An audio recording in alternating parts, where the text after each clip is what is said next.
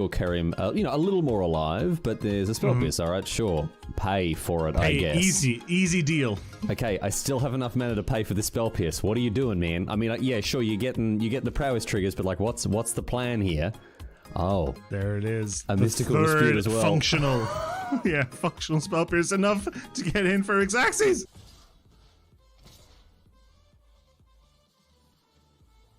Settle the wreckage. I'm glad you asked. Oh my god!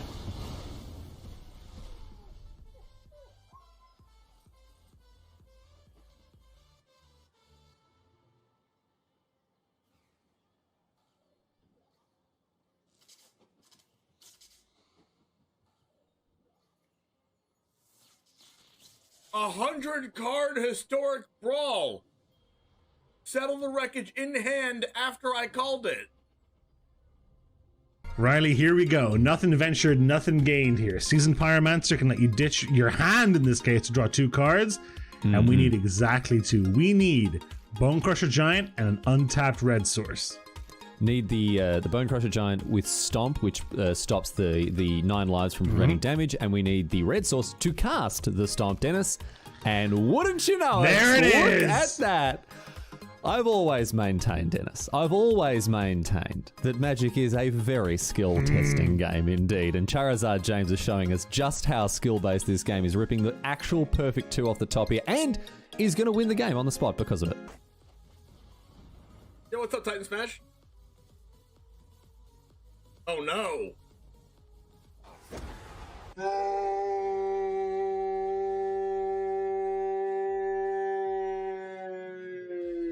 If this was the only way Tybalt's Trickery had ever been used, Riley, I think it would have been balanced the way Wizards intended it. I think this is actually Magic as R&D intended. Tybalt's Trickery. Getting rid of an eye twitch? Why are you scared of an eye twitch? Now you have to deal with the lol. What was that? I'm terrified of an eye twitch, dude. Like, if only it had been something like a lol, you know?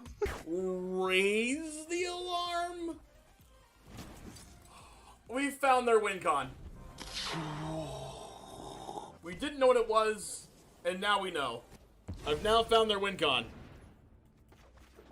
I don't like it. You fool didn't play around Triple Tithe. Listen.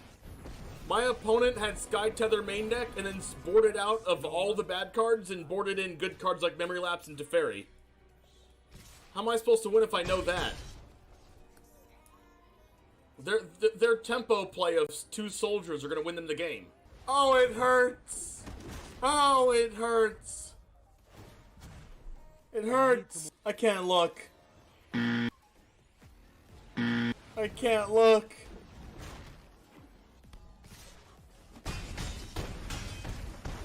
Ow.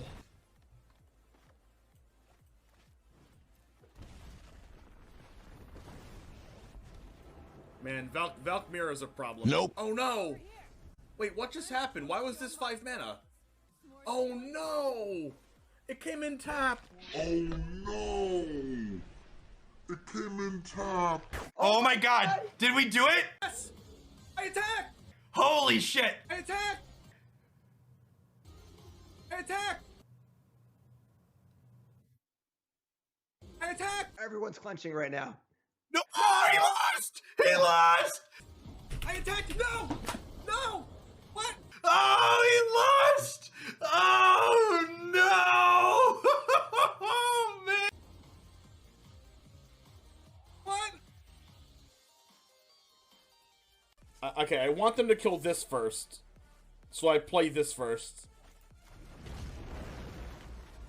And I want these 2 to cast my other spells. No!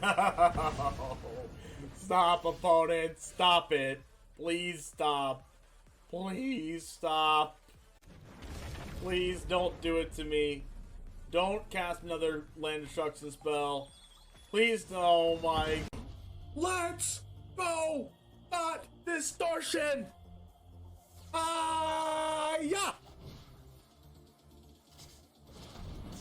Feel the power of the 6 mana black sorcery. Not distortion, come forth! I summon the winged dragon of Ra! Oh!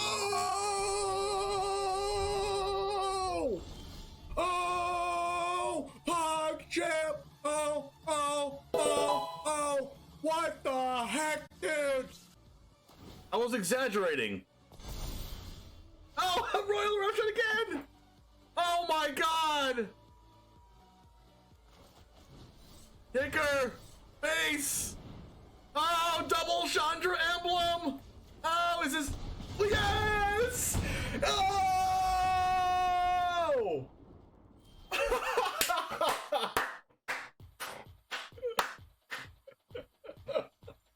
Oh! I guess I should just use this anyway. Wait, is this game? Oh, face damage! Oh! No freaking way!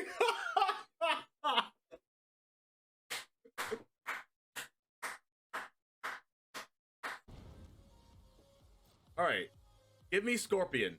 Off the top, right now. It's just too good to be true! It's just too good to be true! It's just too good to be true! What the heck, dude? Cheating! Riley, does your opponent ever make a play that doesn't seem to make sense on the surface, but then over time starts to kind of come together a little more? Yeah, this Aethergust's obviously going to do a good job of keeping Igor Kerim, a little more alive, but there's a spell pierce, alright, sure. Pay for it, I guess. Easy deal. Okay, I still have enough mana to pay for the spell pierce. What are you doing, man? I mean, yeah, sure, you get the prowess triggers, but like, what's the plan here? Oh. There it is. A mystical dispute as well. Functional. Yeah, functional spell pierce enough to get in for Xaxes. What is up, everybody?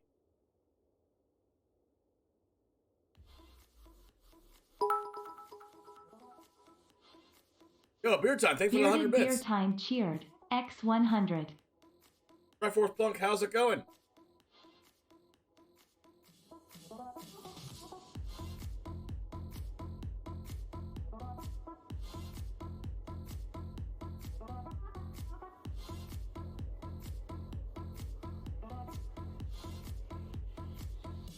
Just drinking my coffee. Going stellar. Nice.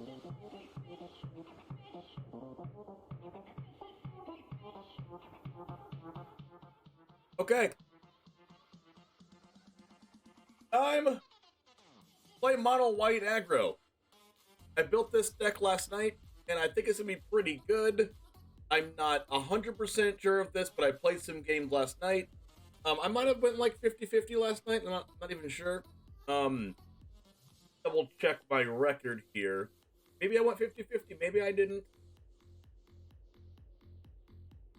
I went 2-1, so greater than 50-50, and both of my wins were against Izzet. Do you see a trend here? With mono black, with Gruul, werewolves, with mono white, I went against Izzet. I lost against mono green in like a super nail biter. I remember now. I lost against mono green in like a super nail biter, and it was like back and forth, top decking at the end, and they ended up drawing Blizzard Brawl off the top. And I lost my Brutal Star, and then I lost the game. But it was super close. So being super close against mono green and being able to beat Izzet is pretty strong. Also, I believe we have some stuff for Twitter today. I believe we have stuff for Twitter today to look at. Some drama.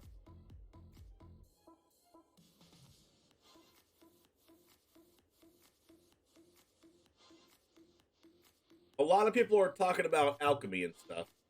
So wait, I did what every good content creator would do.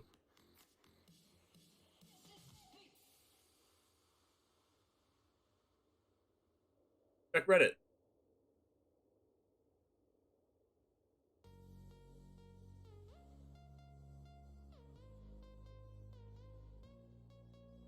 Now, I don't recommend doing this on your own, because this is a grown-up activity.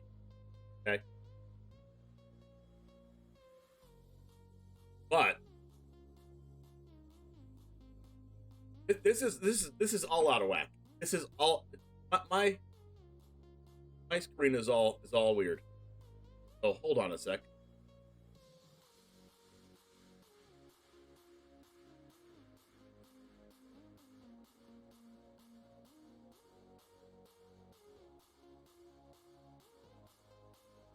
I don't know why it's like this, but listen. We'll figure it out.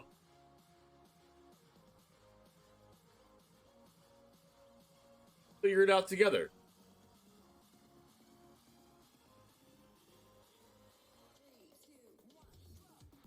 Aha. Great and wonderful.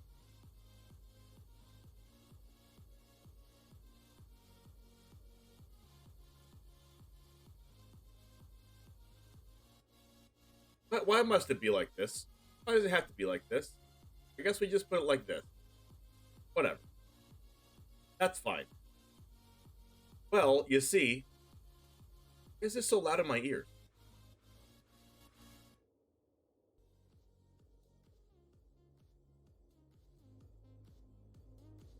Much better.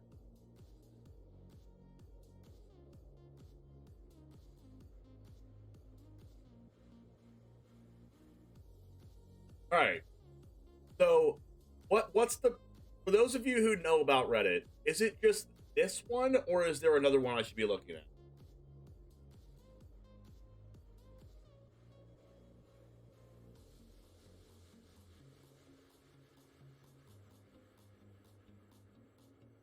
Oh, guys, have you read this? Have you read this card?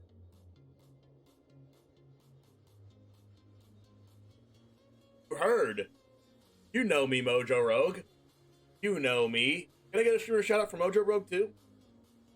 Reddit's worse than Twitter? That's the point. To see how crazy people are. Imagine playing this on turn 1 and then playing Werewolf Pack Leader on turn 2.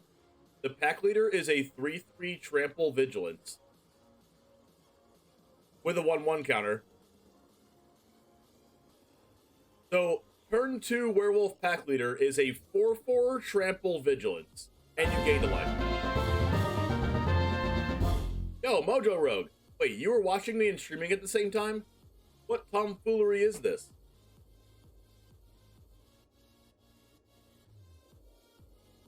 But thanks for the raid. Politely. You just go... You just go on your Twitch channel and just watch other people's Twitch channels? Is that how this works?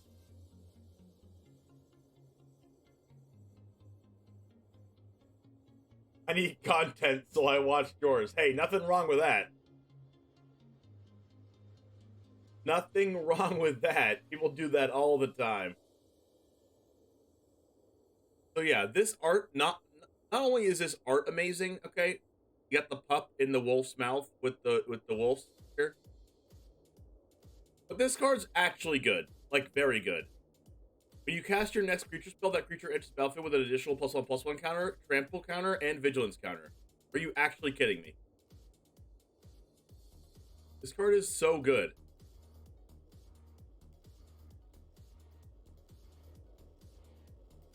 Like, this isn't better than Pelt Collector.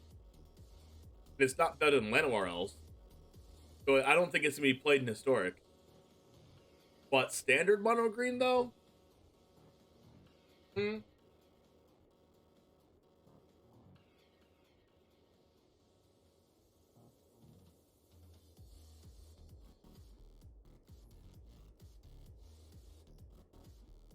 Pelt Collector was your nickname in college? Would you go... Wait, what? How was that your nickname in college? Yeah, totally not standard playable at all. Terrible card. Why does it say I'm still commenting as Charizard James? Doesn't this Reddit understand that I changed my name? Come on.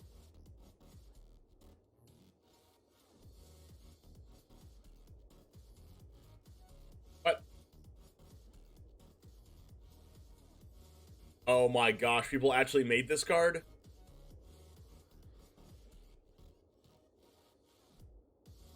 Yo, what's up, Hearsay?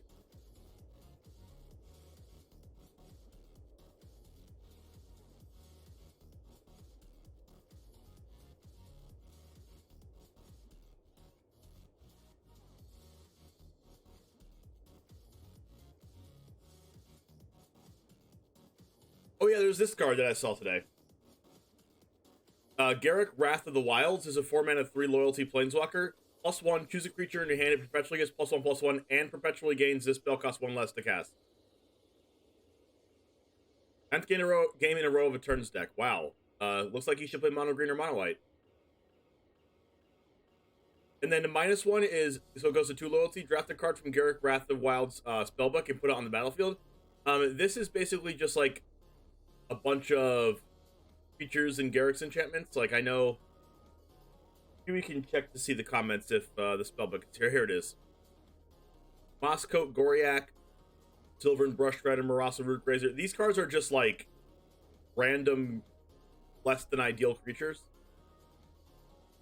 Direwolf, Prowler, Ferocious Pup, Pestilent Wolf, Garruk's Uprising. This is the only one that's not a creature to my understanding. Dawn Shredder, Elk, Nessian, Hornbeetle, Territorial, Scythe Cat, Truffle Snout, Wary Okapi, Third Colony, Barkhide Troll. Barkhide Troll is one of the best ones you can get, I think. Underdark Basilisk. Yeah, -1 to get a medium creature, and then +1 to make your cards cheaper and make them bigger. And then the -5 is until end of turn, creatures you control get +3/+3 and trample. So it's like the ultimate is basically overrun.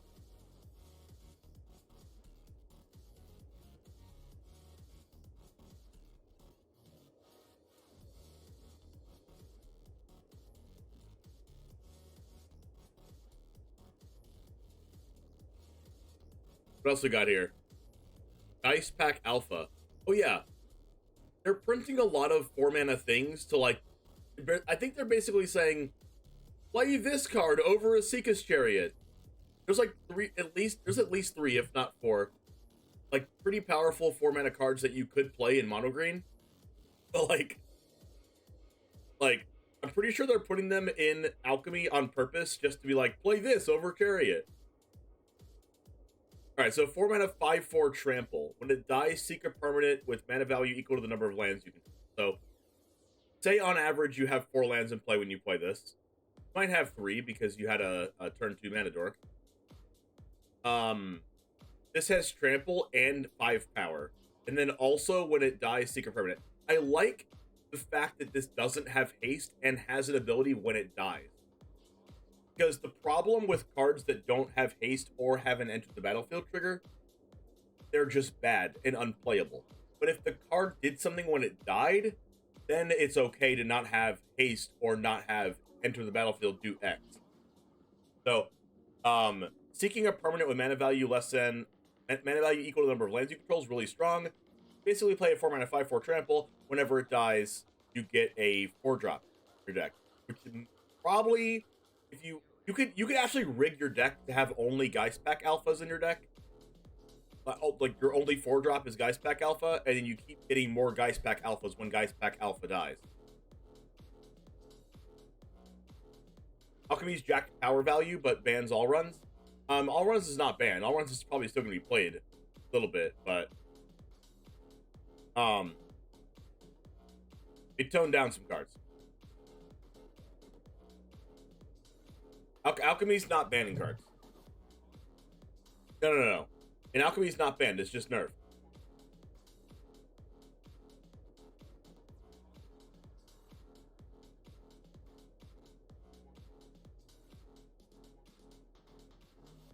But this card, I think, is probably the worst one out of the 4-drops that they've printed. Also, they have the 4-mana 4/4 haste trample thing.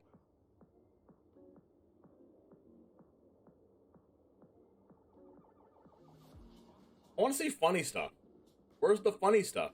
Do I have to go to freaking live stream fails to get funny stuff?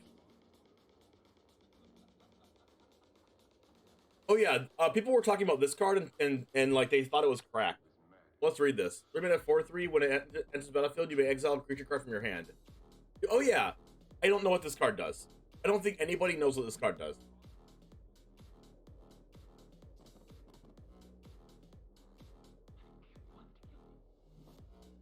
So, yeah, let's read this together.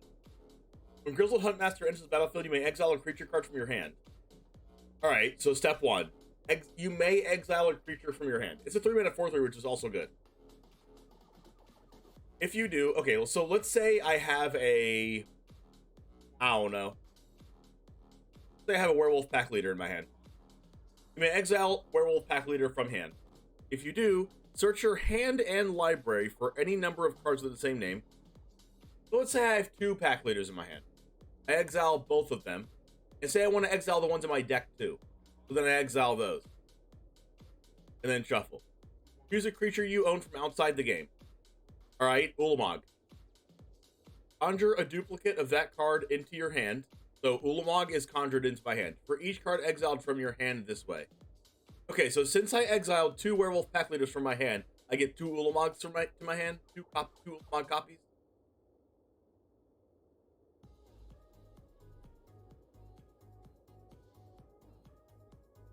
So you could play that one card that like conjures a bunch of hawks to your hand, and then you can play this, then exile all the hawks out of your hand, and then just like get infinite copies of whatever broken card from your side deck.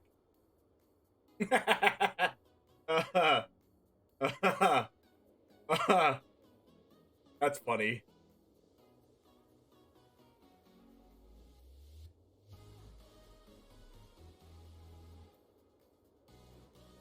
We could potentially have like 7 Ulamogs in hand.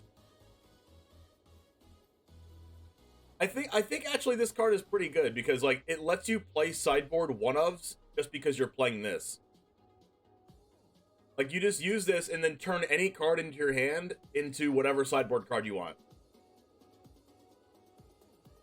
Which in turn makes 4 mana sideboard cards insane. Like this honestly would make you want to play like 3 4-drops in your deck and then 1 4-drop in your side deck that can do like a bunch of different things. So you can go turn 3 this, exile a creature card in your hand, add the 4-drop, and then play the 4-drop. Wait, this is kind of like a really good version of like adventure, right? It's like you get this card and then you like get another card. I mean, it's not an added card. It's just a swapped card. But you can have a card in your hand that does nothing. Creature in your hand that's just like a 1-drop or whatever. And then, or like a Tangled Florahedron randomly. And then you can go get a 4-drop or another 3-drop or something. Uh-huh. I think this card's good.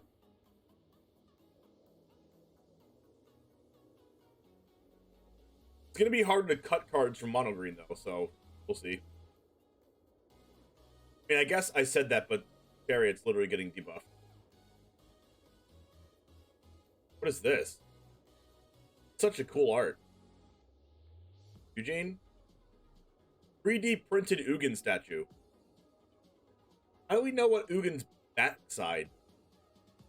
How do we know what Ugin's backside looks like? Are we guessing? Do we know? Why isn't it showing the butt? Is that TOS? Why are we showing the bottom of Ugin? Is that TOS? I'm assuming that Ugin doesn't have a gender. That's fine.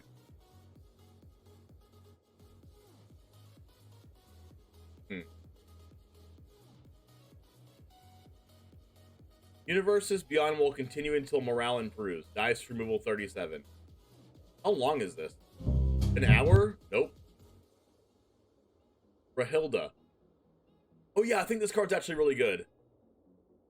Yo, Astrals, how's it going? But I think this card's really good.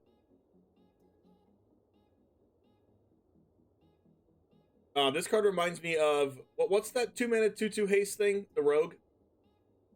This is a 2-mana 2/2. Doesn't have haste but has first strike. And when it deals combat damage to a player, exile a non-land card from their library at random. So it's not off the top of their deck. It's literally at random. You literally cannot hit lands with this. During any turn you attack with a wolf or werewolf, you may any turn. So it's like the Rogue card. During any turn you attack with a wolf or werewolf, you may cast that card and you may pay 7 mana as a or mana of any color to cast a spell.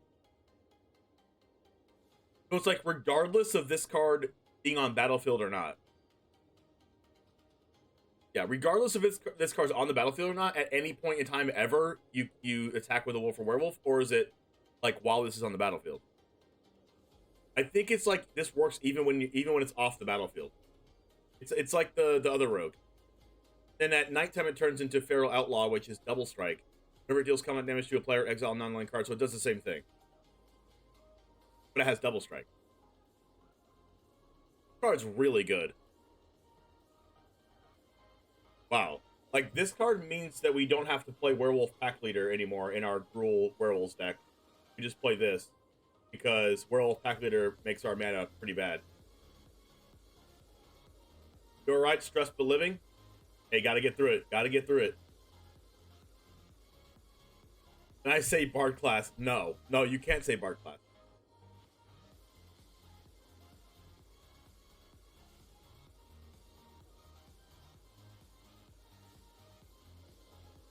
See, I don't know what it is about Reddit, but every time like someone else puts a YouTube video up, it gets like upvotes. Then whenever I put a YouTube video up, which has only been twice, it gets immediately downvoted. What's up with people on Reddit?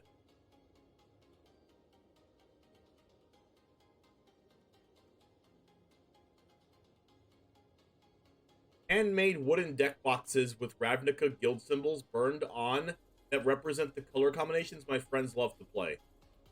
Yo, who in chat would buy these? This is a deck box.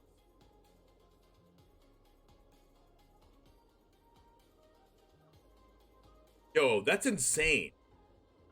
Upvote.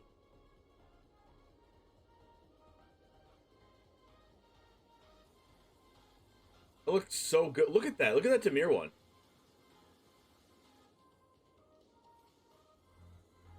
Alright, we can cancel this one. This one doesn't exist. What is this? Is this Orzhov? Some kind of Orzhov?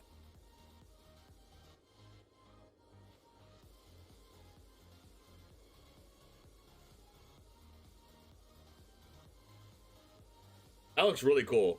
We got Gruul, Selesnya, and Dimir here. And then yeah, Gruul, Selesnya, and Dimir.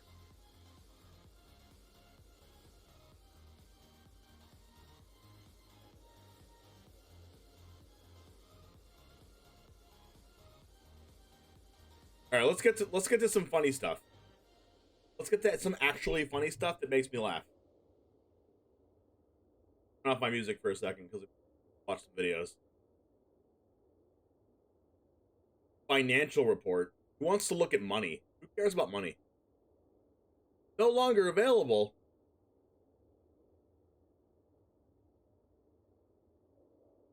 Oh? Women belong in the kitchen. Excuse me? All women belong in the kitchen. All women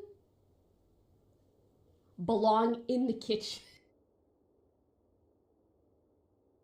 All women belong in the kitchen. What? No, okay, that's definitely taken out of context, okay? It's taken out of context. He was probably roasting someone, okay? He was probably roasting someone in chat and said that, okay? No, totally out of context. There's no way she actually said that.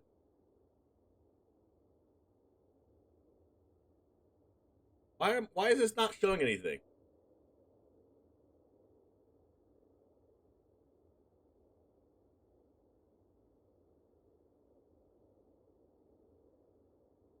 You just make random tweets up. I never said I'm gonna come on my face in my tweet. You're just making things up, man. Let's read one. Let's read one, Chance. Someone link me one, mods. Link me it. Let's find a tweet. A tweet where a brand would go, that's not the best. I don't know if I want that. Like, there's a tweet of me flooding a hotel on accident, wrestling some dudes. What's up with this epic music? Taking a picture of Burn naked. Why? Oh shit.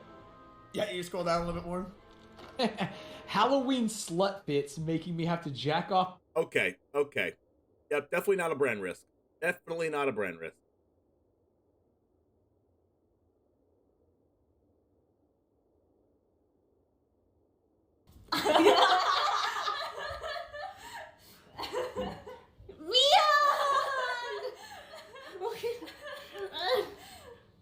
What is this, Among Us?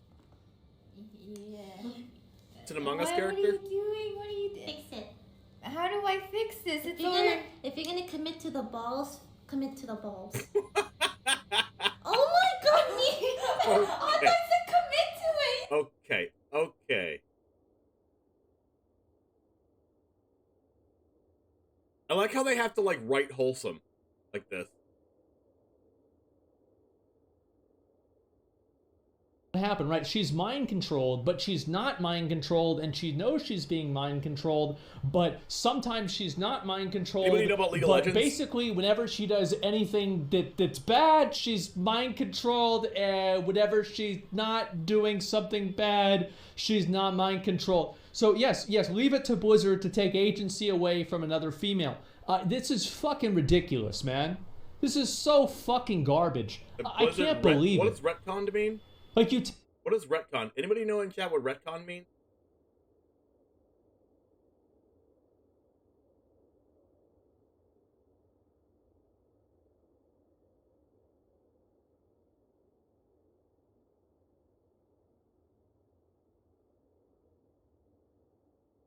Why are all these things so non-PC?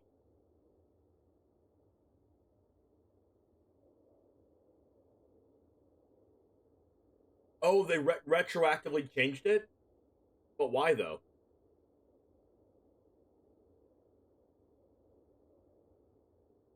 Okay, so retcon means piece of new information that imposes a different interpretation on previously described events, typically used to facilitate a dramatic plot shift or an account for inconsistency. Oh. Okay, so it's meant to be a good thing, but this time it was a bad thing?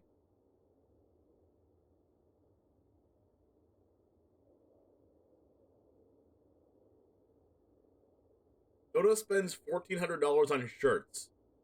What? The other day, someone said something on Reddit, like a little mini game was like, count how many shirts Chance has worn in the past like 3 months, and everyone was guessing under the comment. No one was guessing anything in the double digits. So I spent $1,400 on shirts last night. It's quite embarrassing. That's very embarrassing. What? Hi, guys. Okay. Speaking of this, okay, is this more of an accurate representation of the page here? All right, look at his shirt. I don't know what this says, but this is not $1,400 worthy. He would have to buy like 1,000 of these shirts right here for it to equal $1,400.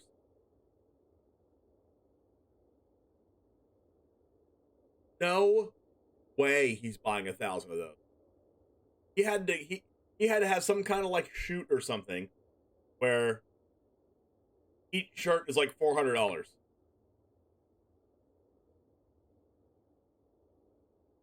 Probably.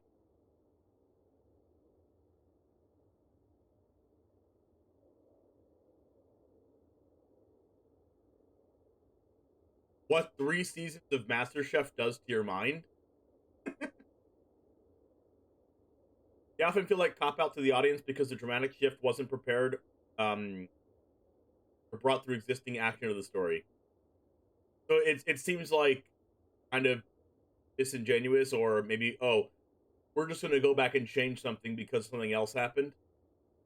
So it seems disingenuous, even though it could be done for the right reasons.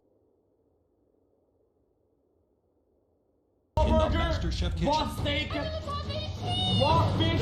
raw fish. Now, from there, they face the ultimate test of culinary endurance. Raw steak. Oh my gosh. Hey, who else watches MasterChef like this besides XQC and myself? Compete in the MasterChef kitchen. Raw steak, raw fish. Now, from there, they face the ultimate test of culinary endurance. Raw steak. Who else watches MasterChef like that?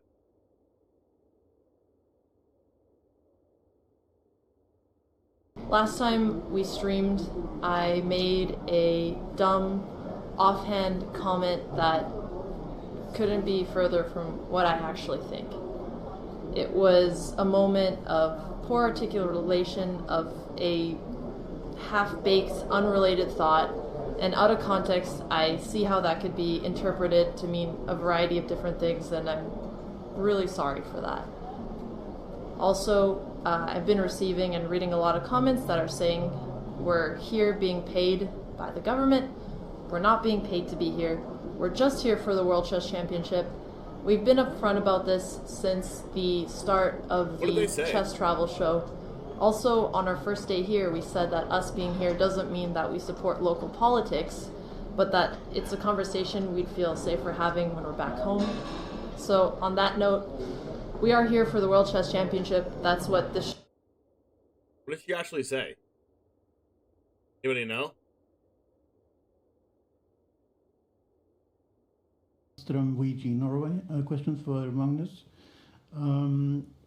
About move 19, it looked like you touched one piece and moved another.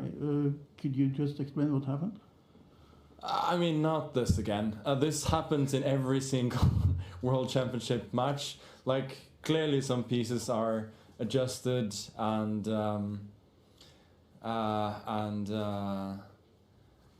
you know, and it's with no intent to move, so do better.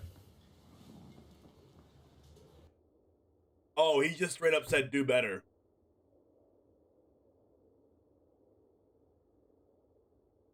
Wow.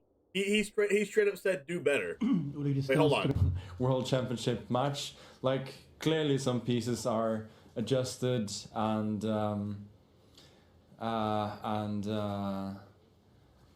you know, and it's with no intent to move, so do better. To move, so do better. He literally just straight up do better. Do better. So do better. Oh, yo. Do better. Do better. I mean, appropriate. Do better. I mean, appropriate. Just spamming do better.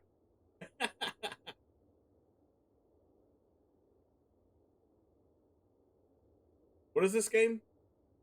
Grapple?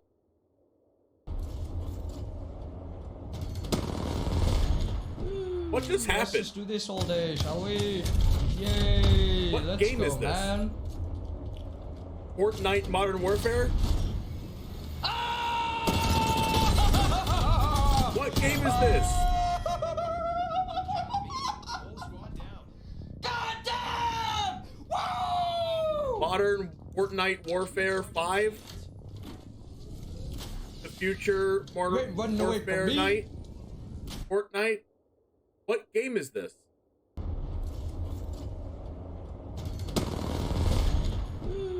Let's just do this all day, shall we? Yay! This is Let's Apex go, Legends? man.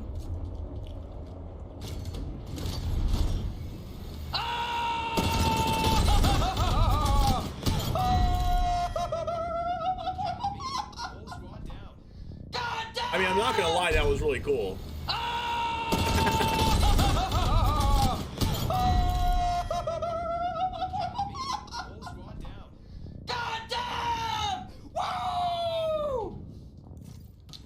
I mean, I'm not gonna lie, that was pretty cool. But this looks like Modern Warfare meets Fortnite, and I don't know if I like it.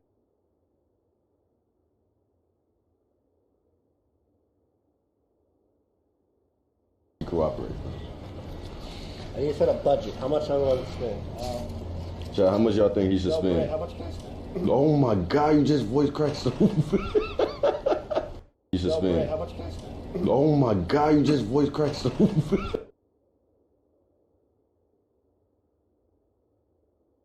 What is this? Oh, I think I saw this. Pee looks like an orange juice. You should go to the hospital. Water.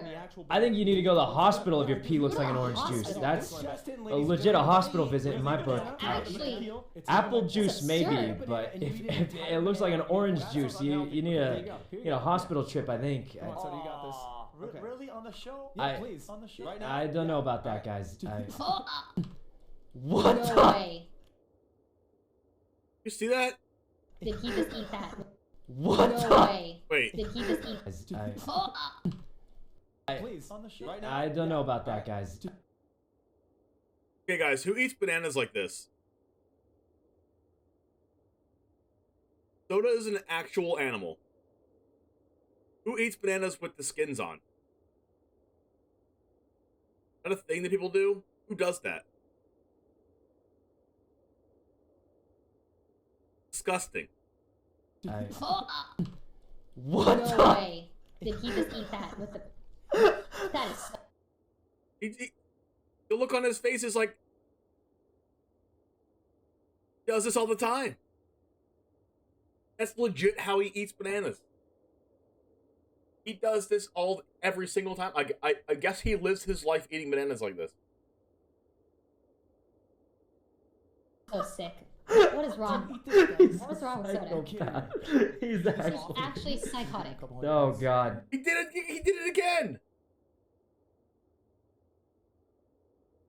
Look straight at the camera.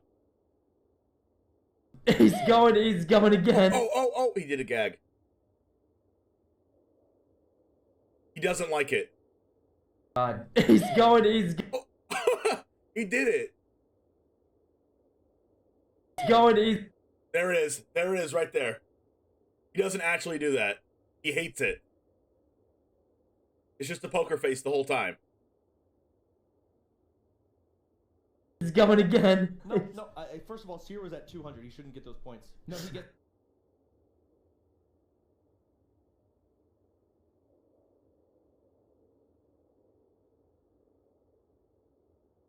$1.8 million?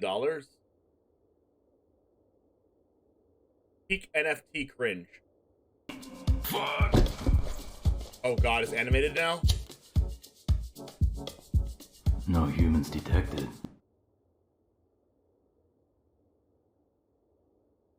That's not how you spell detected. Oh my gosh. No humans detested.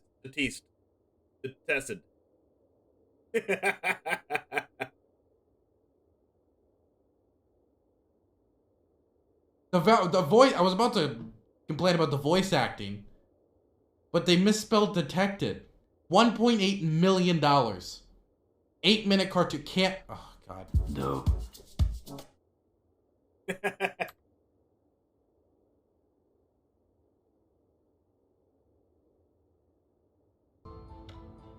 Nice, you guys did really well. Thanks for the fun game.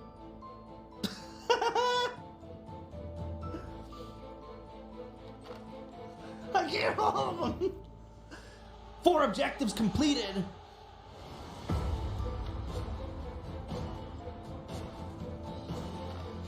What is this about?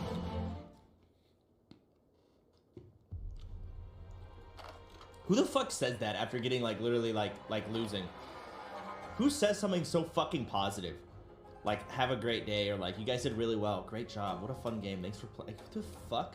What is that? I say that all the time. Normal people? I don't think that's normal. It is normal. Normal to say, it was great playing with you. I'm looking forward to playing with you again. I think that's abnormal.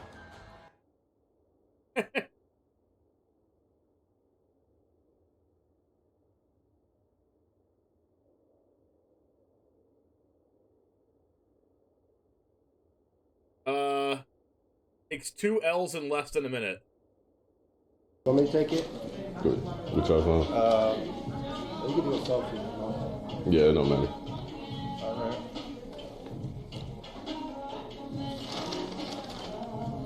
You want to get in it? Where's the first L? Thanks. Hey, nice meeting y'all, man. Mm-hmm. Yeah. Oh my gosh, that's the L. Not take back what you said, loser. Bruce, drop him off. Bruce? Yeah. Hey. Can I get a picture of it? Yeah. Can you take a picture? Yeah. Oh! Oh, that's funny. Alright. Oh, wait. Those are Snapchat. I got you. I was trying to take multiple. Did he take a picture of himself?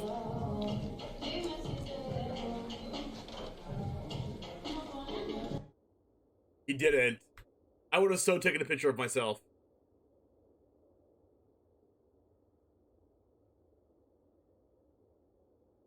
Remind you, of course, what that question was and what the answer is to today's trivia question for those of you who haven't already looked it up. and played along with us on the socials of media, as they say. So don't go anywhere. For all the media that is social, will return henceforth with, and we will be back with the cool kids. Get me off camera. That's the funniest thing we've seen the whole time. So we're about to remind you, of course, what that question was and what the answer is to today's trivia question, for those of you who haven't already looked it up and played along with us on the socials of media, as they say. So don't go anywhere. For all the media that is social, will return henceforth with, and we will be back with the cool kids. Oh, get me off camera. Get me off camera. Oh, I have to watch that again. So we're about to remind you, of course, what that question was and what the answer is to today's trivia question, for those of you who haven't already looked it up and played along with us on the socials of media, as they say. So don't go anywhere. Okay, so I think he was on the right track. I think he was on the right track, and then he just kept going along with it. For all the media that is social, see, all he has to do is right there. For all the media that is social, which is smooth, all he has to do is say, "We'll be right back after this." Smooth, right? But I think we've all been in this position if you do anything like this. Like, I do the Stream League tournaments and stuff, and I talk to the viewers that are watching and do transitions like this. But you just boom, say the cool smooth thing, and boom, we're out of here. Will return henceforth with. Will return henceforth with. And we will be back with the cool kids. That's actual brain rot right there. Get me off camera.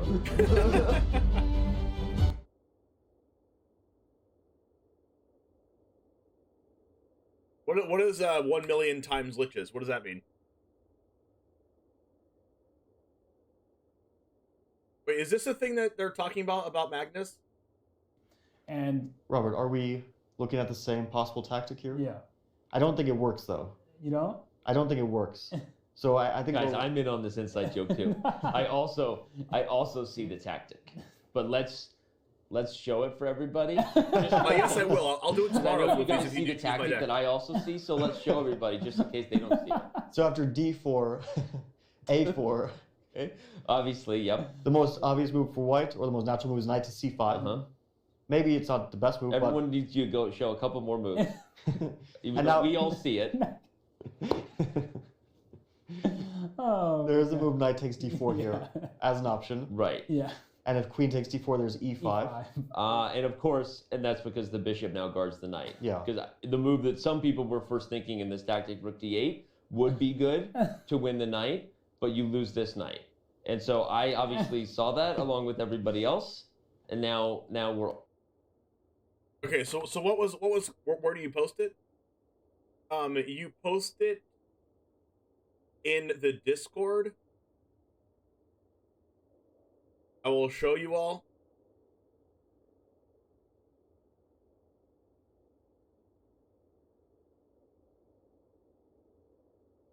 Here.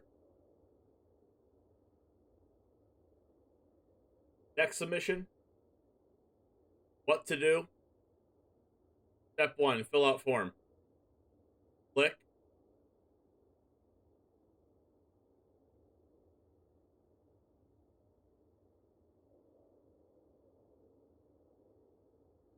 Fill out form. Next. It takes like 3 minutes, if that, 2 minutes. It'll give you the option to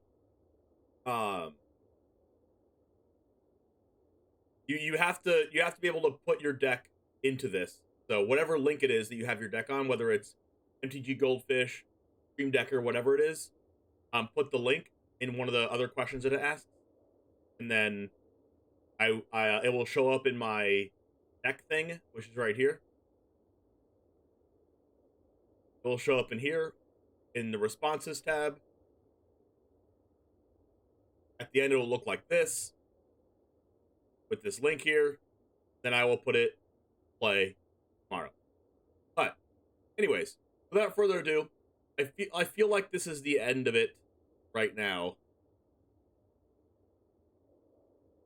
Wait, gotta watch the stands one though. Lud, come here, come here. Lud, fuck, I don't know where to go. I'm gonna bounce him on the head. I'm gonna bounce him on the fucking head. Dude, this game is so good. What is this game? Got him. Run, come the door. Oh, let's go. Oh, I saw Jaffer playing this game once. Yeah, you have to make one. Teamwork, baby. Holy shit. Oh, nice job. They rolled. Oh, add to the highlight reel. There's a chance I might. Well, return. we like to keep you guys on Don't your... give him fake optimism. This might be the last stream of Botez Abroad. Andrea, I would like to end on a positive note. There is no positive note. I want to go home. Oh my god. Please let me go home. I've had enough. What did they actually say?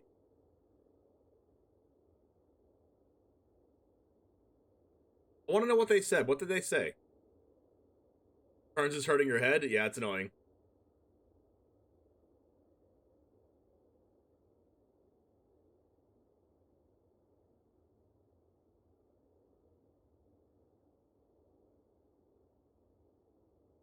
I want to know what they said.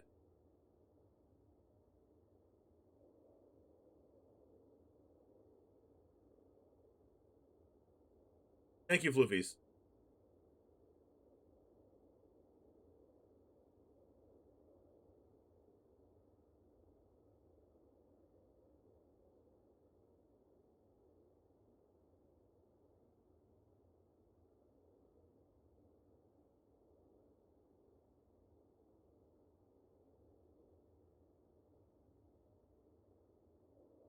I wanna know what the Botez sisters said.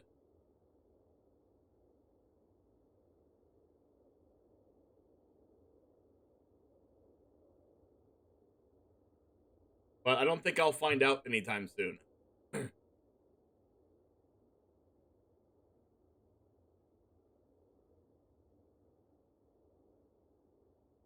this could only mean one thing. We play Magic the Gathering. We play mono white. Oh!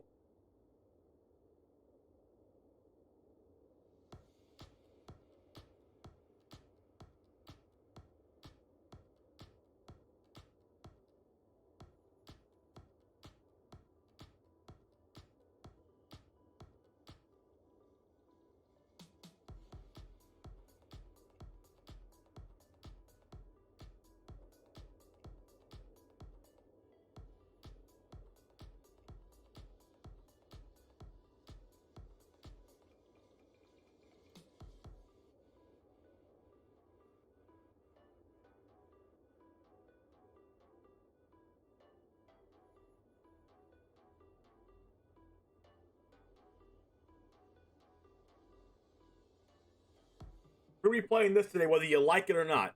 Whether you like it or not, we're playing this deck.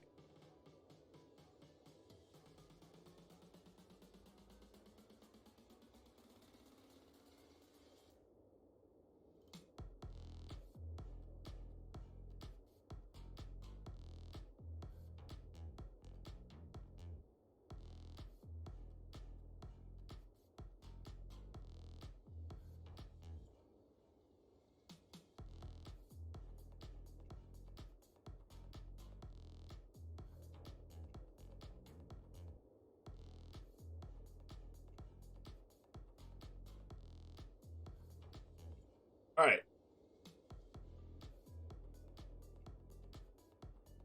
Let's freaking go. We gotta. Oh no, Palumbo.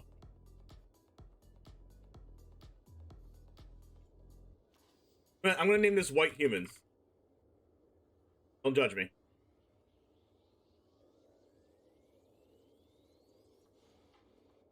But first, I'm going to put my clothes in the dryer real quick. So I'll be right back.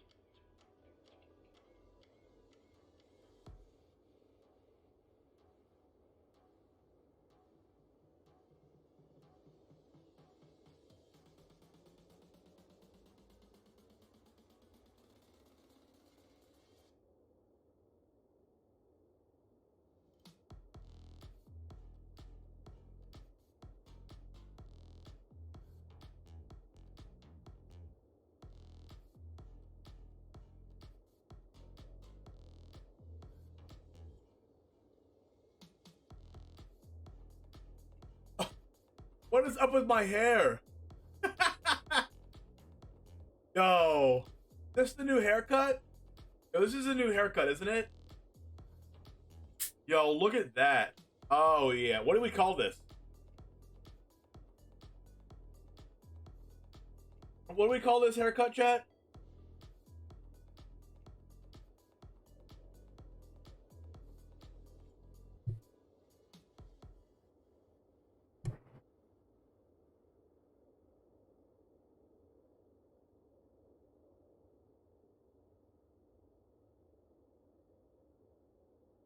All right.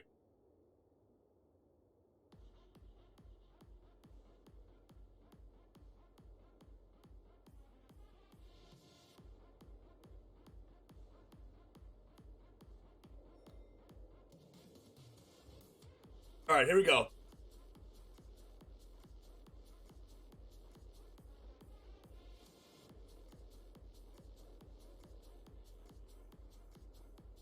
Wash 'em. What is up, gamers? Today we have mono white humans. And if you're wondering, yes, it does have a good matchup against mono green, and yes, it does have a good matchup against Is It Turns. The reason why we're playing this, and the reason why I decided to build it. It has some really cool all-around tools, and we're deciding to play one spicy card, Rally the Ranks, that I have not seen in mono white decks up to this point, but I decided to try to play it for a couple different reasons.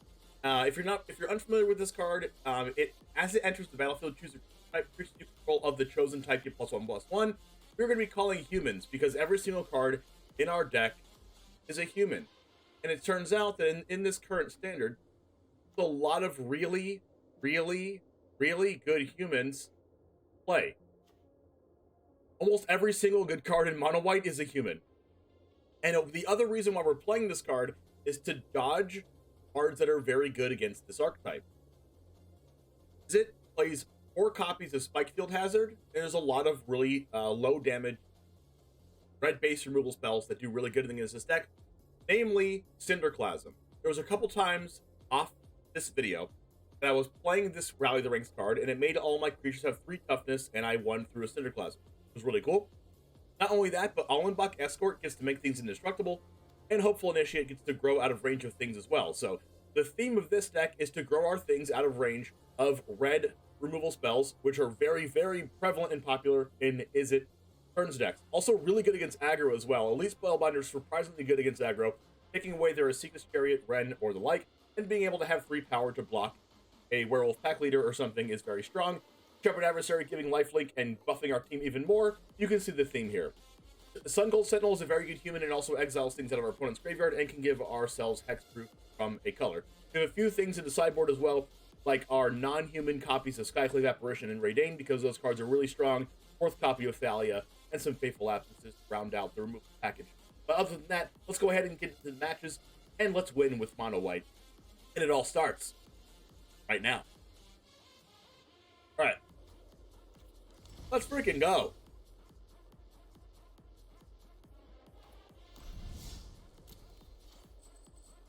Shadowsburg hits it hard, but hopefully we hit that out of their hand or whatever, or baited it out first.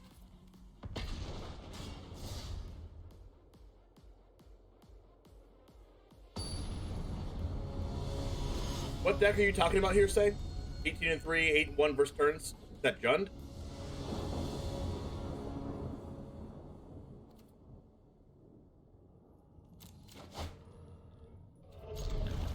Now this is a hand. Woo, baby. Things you'll love to see.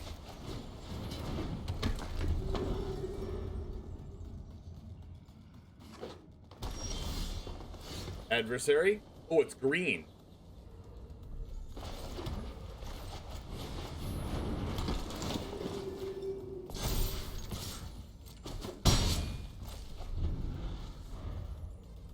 Actually, since this is not a snowland, it could be red. Yep. Ranger class, sure.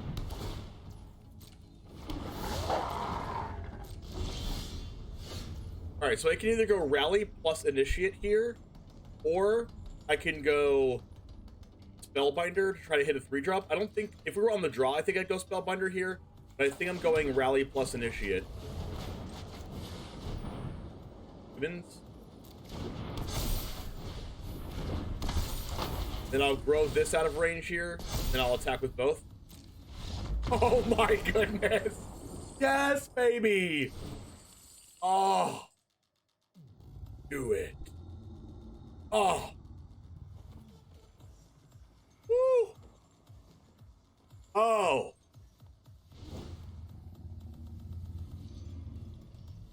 Alright, so it looks like maybe it's Gruul Werewolves.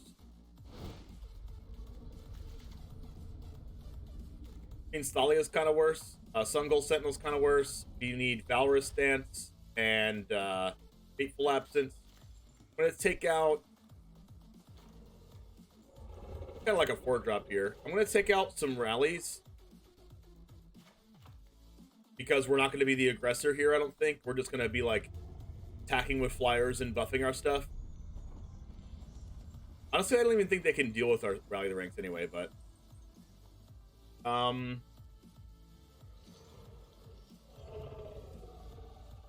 Yo, Hazmat, how's it going? I think I want Selfless. Question is, do I want a couple copies of Rally still in my deck?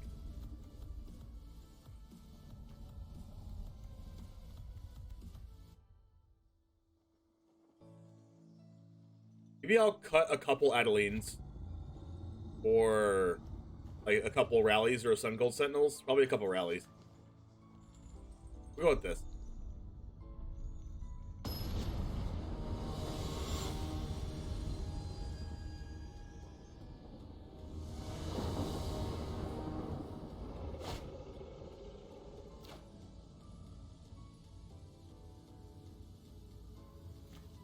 Alright, 1-drop, 2-drop removal, 3-drop Spellbinder, or Brutal Cathar.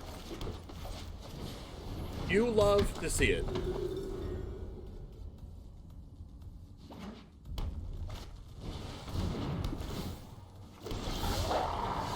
Starting out the same way as last game, except for I don't have as an explosive of a start here. We're going to want to Cathar this 2-2. But I think in doing that, we're going to want to hold up Fateful Absence this turn. Because we Fateful Absence their 3-drop, hopefully it's Tovolar. And then we can Brutal Cathar the 2-2 next turn. In of combat, if you control another wolf or werewolf, put a 1-1 counter on Pack Song Pup. When it dies, you gain life equal to its power.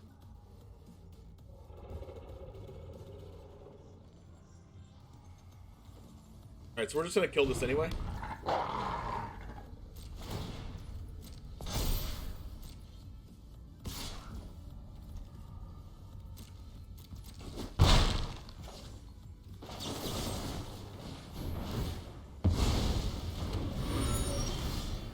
That's a good draw.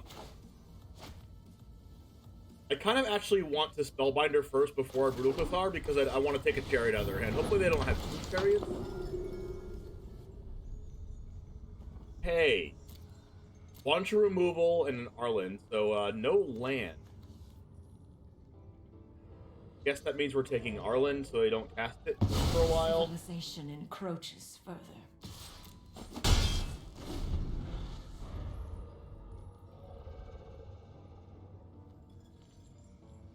Maybe they try to, like, crack the clue for a land now?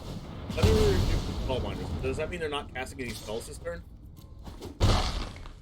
Wow, that happened. So I Brutal Cathar.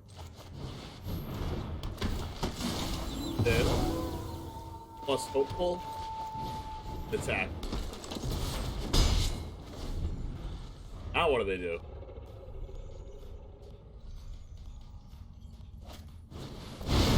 Whoa! What?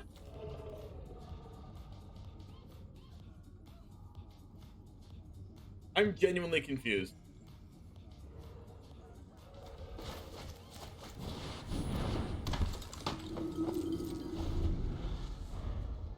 Yeah, Glyph, where are you at? The heck, dude?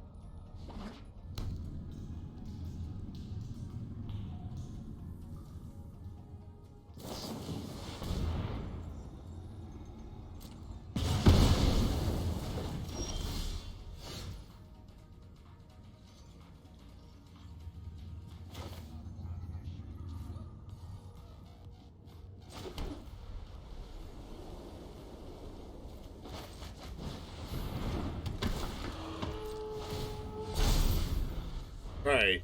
They've used a lot of removal spells already. Let's hope they don't have another one. That's fine.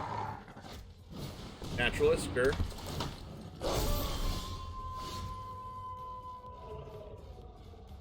Alright, these don't do much.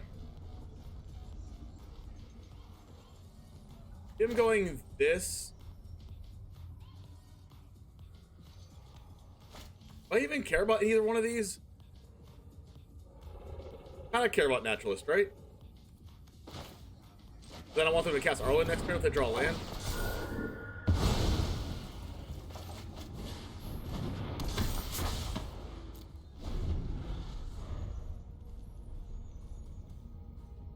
I don't care about the Ranger class right now.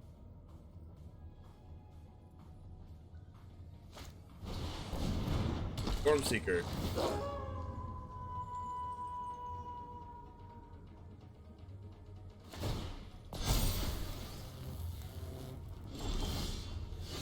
Escort. Be okay, draw.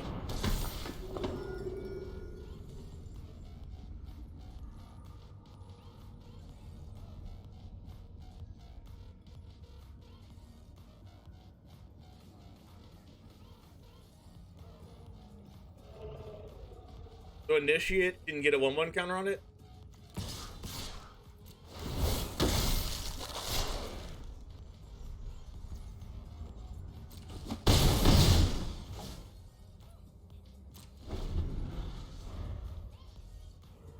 If I draw a land, I'm gonna be kind of sad. Ooh, that's a Tovolar. Alright, so I need to get rid of one of their... Oh, gosh. Okay, it's gonna be impossible for me to get rid of one of their wolves. Unless I top deck a Skyclave, or a Brutal Cathar.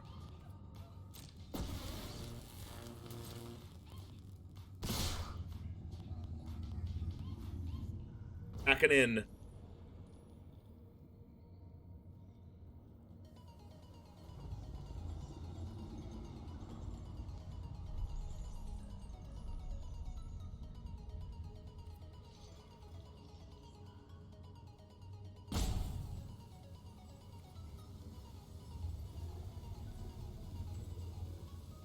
Four, 5, 6, 7, 8, 9.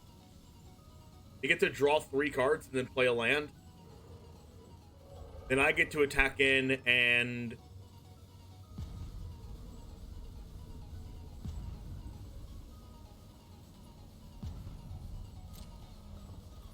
I think I'm just not blocking. Yikes.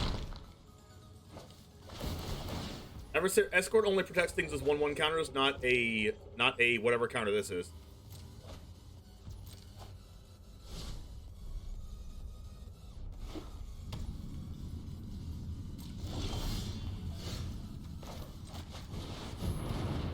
That's an incredible draw.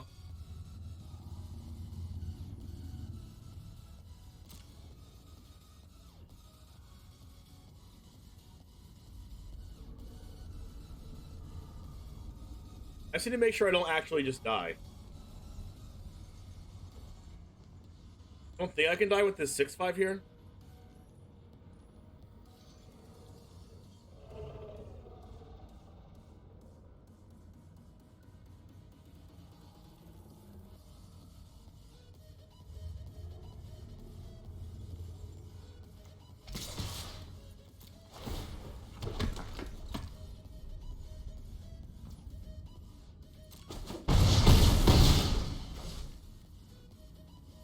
Alright, so the plan is...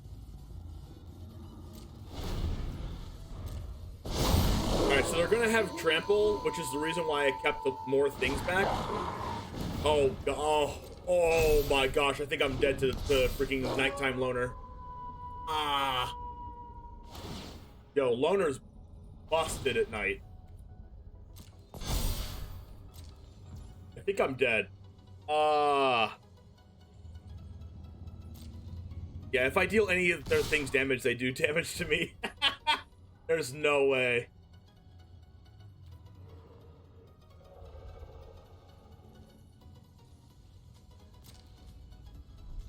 Oh my gosh. How do I deal their things as least damage as possible?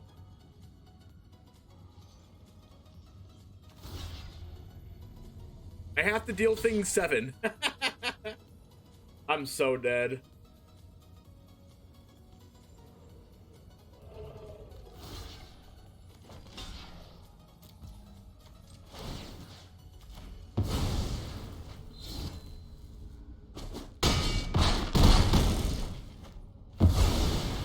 Then they do damage to me, the loner.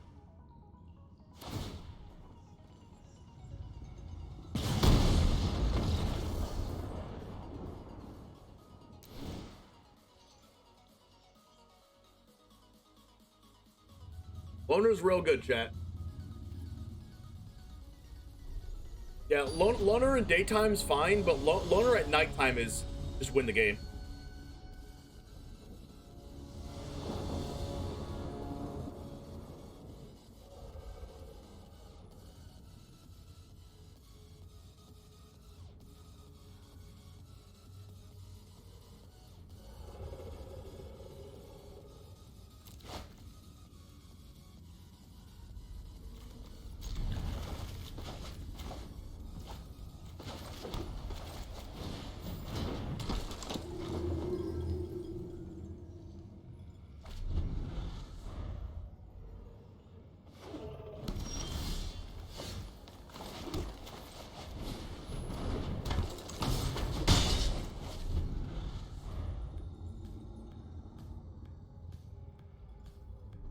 Why don't you at least sideboard a couple of board wipes? Because I have 8 creatures in my deck that deal with other things. 4 Skyclave Apparition, 4 Brutal Cathar.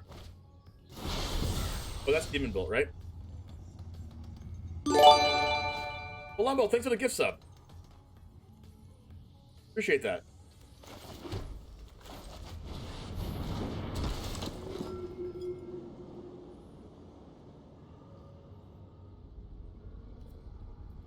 Do I take the Tovolar?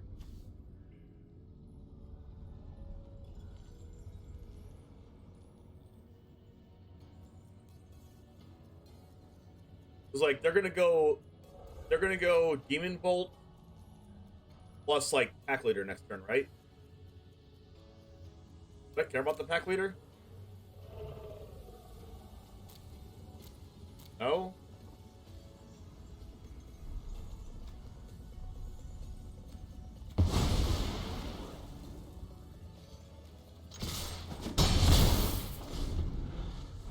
They cast this, play a red source, and Demon Bolt this. They drew a red source for turn. That's pretty good. Oh, I forgot about that card. I forgot this card is a Foretell card.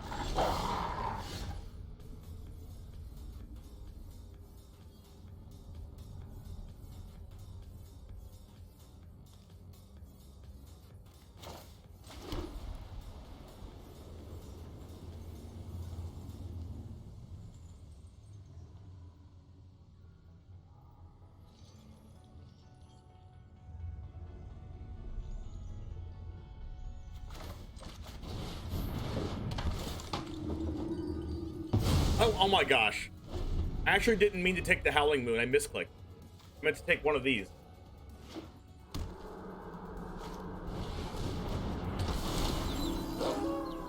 I actually misclicked that. Their top decks have been pretty good. Alright, Skyclave is pretty good.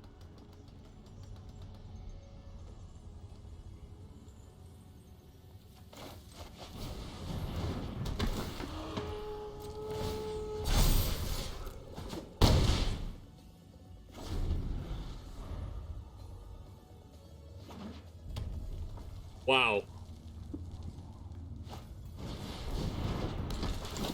Jeez.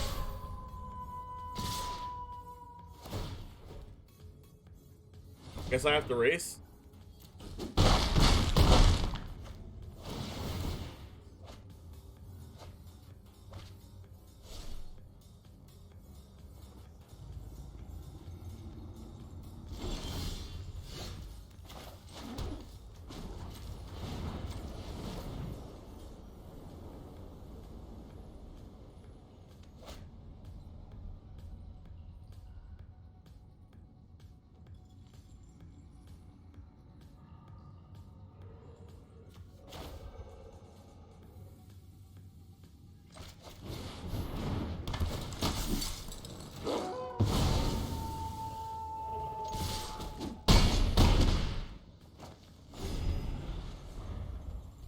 They can kill Brutal Cathar and attack. They get a lot of draws.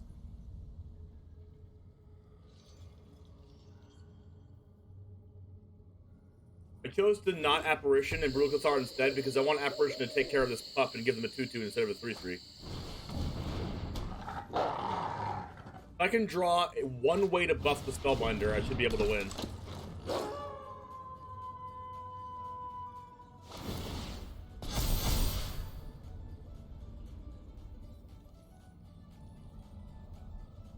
They can only hit me for 8 this turn.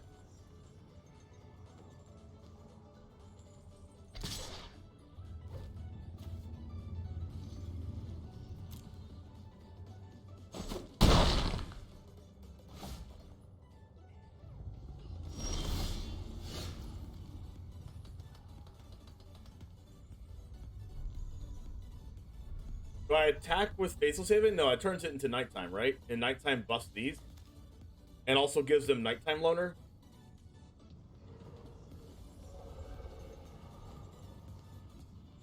Well, if I attack with Faceless Haven, I can play the Escort.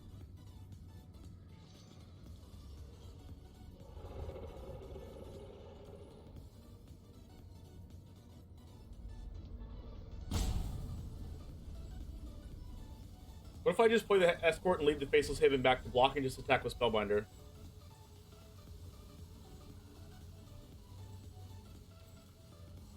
Make them deal with it?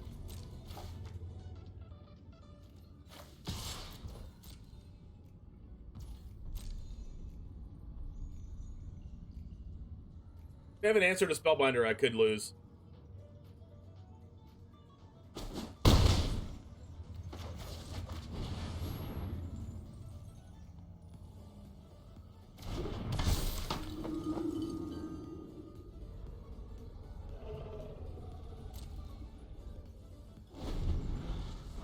Alright, they have to deal with Spellbinder right now.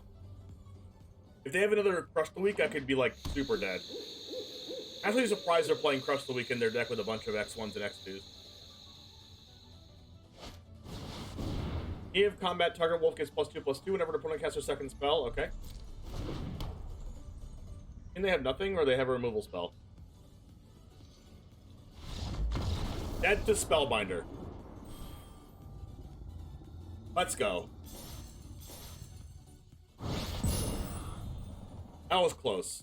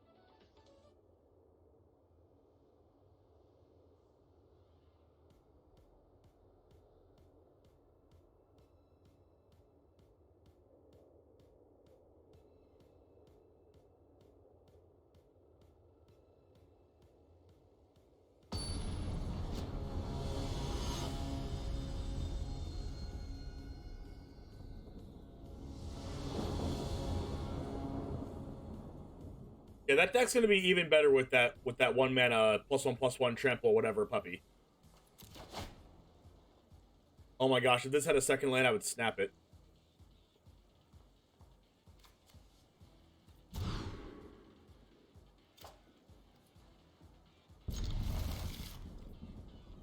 I put back a land or I put back a Hopeful? I can go Hopeful into Thalia and then grow the Hopeful. No, but then I'm never really casting the second one. Unless I go turn 1 Hopeful, turn 2 Hopeful instead of playing Thalia. And I want 4 lands anyway for this adversary. So I guess I'm putting back a Hopeful. I feel like I wouldn't mind if I'm putting back either one, but I don't know when I'm casting that second Hopeful if I don't do that. Okay. Sun Gold Sentinel. Go ahead and cast Thalia. Then since Sun Gold Sentinel has 3 power, you can grow this with training to a 2/3, and then play the Sun Gold the following turn, and then grow this to a 3/4.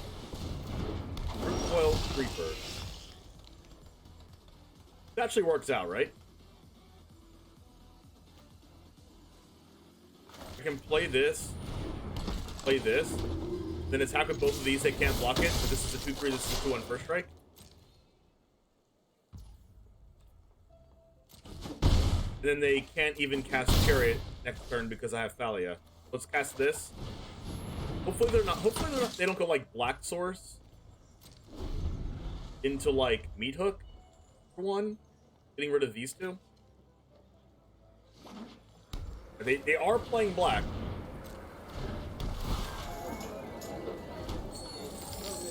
I need a land to make this Intrepid Adversary insane. Alright, not insane.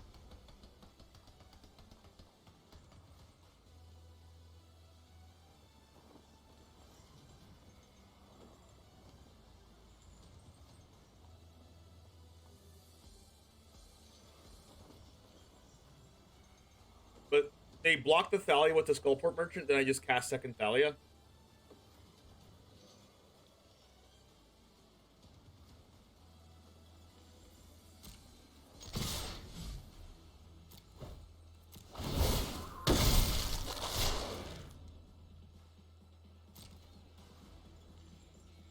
The 1/4 is a lot of toughness though.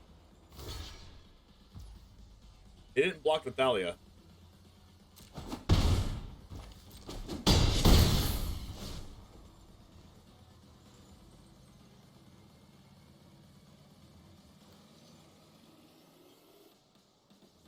What if I just kill their treasure right now so that they don't cast like Ren next turn?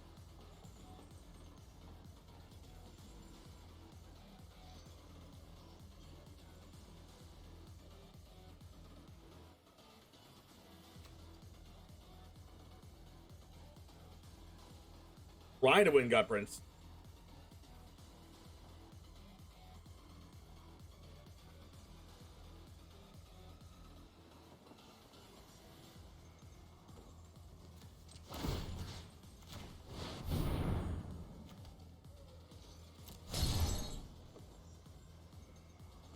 What's cool about Hopeful Initiate and the way it works is that it gives itself the counters anyway.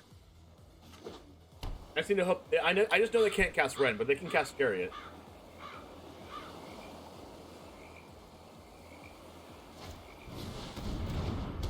They can cast Meat Hook Massacre for 2 though. That's unfortunate.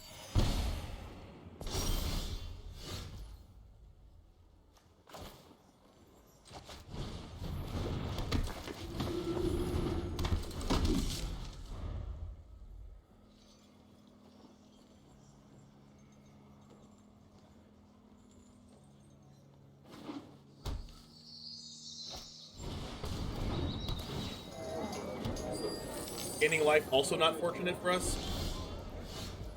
Brutal Cathar pretty good.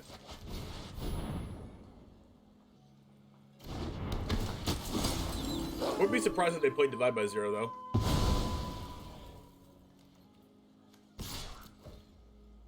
They go Divide by Zero or remove the Brutal Cathar and then use the Skullport Merchant to block the Thalia. Okay, so we know they don't have a removal spell guaranteed. Because they would have taken that there. But here we go. Here's a Ren or a... Yep, there's Ren.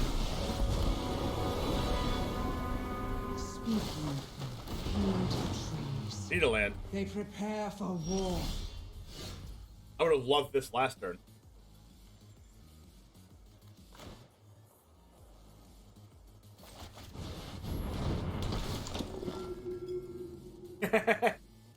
Dang.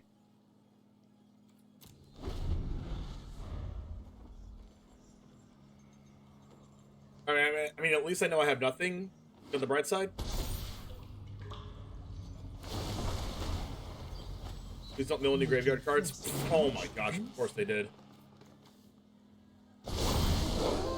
They say it turned at nighttime.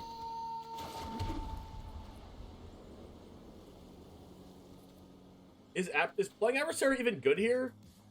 Like, if anything, I want to cast 2 spells in a turn for Moonrage Brute.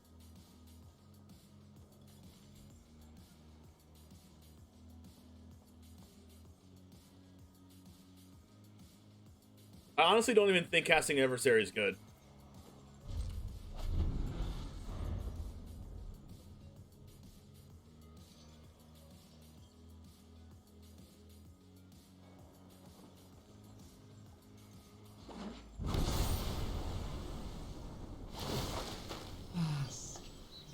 Nature's beauty.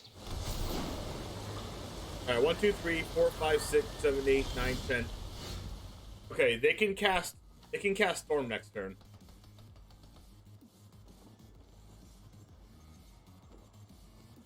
I really, really wish that I could draw a 2-drop here.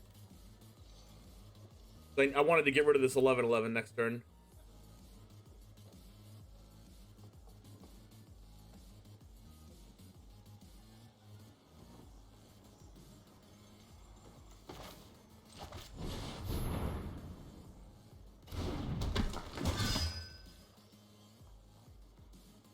I could kill Ren, but that doesn't really do anything, right?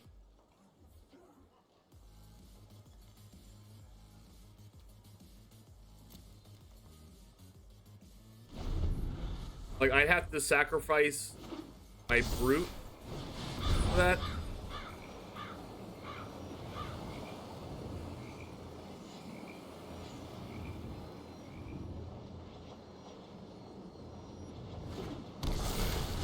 Alright, that was the best thing I could ask for there in that situation. Every seed contains great potential. This should be like one of my worst matchups. I need to cast 2 spells in a turn. That is what we need to do. So, Adversary is just not good. And drawing a land's also not good. Am I supposed to just throw a few things at Ren and hope? So I can throw Adeline a 1/1 Spellbinder. This blocks that. Allenbach. Okay. So I can get rid of the Ren, but I'll lose my Adeline.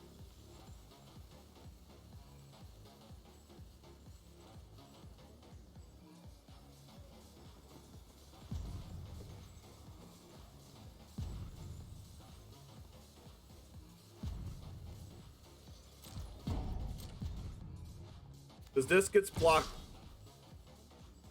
This gets in.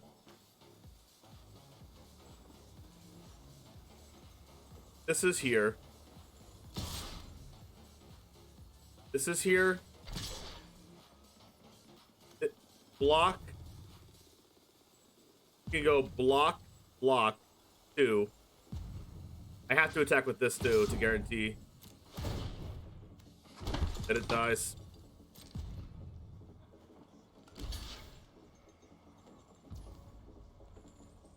You're getting rid of Thalia is the only thing. That's like the last thing I would have thought. They have so much mana, Thalia doesn't matter.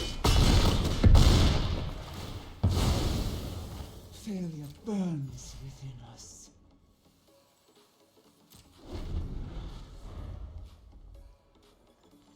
Don't draw Storm the Festival, please.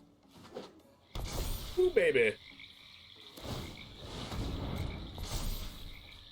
I need to draw a second spell. Any spell.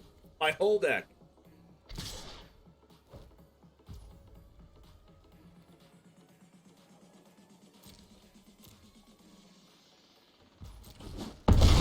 Give me spell. Oh no! What is happening? Have I drawn 3 lands in a row?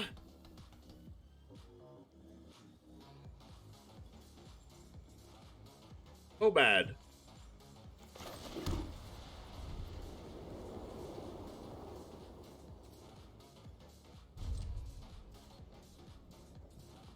This one tree folk is so annoying.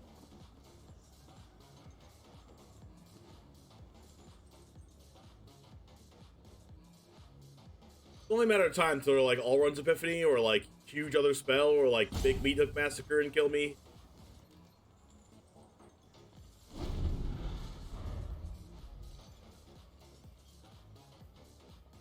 I need to draw any spell in my deck.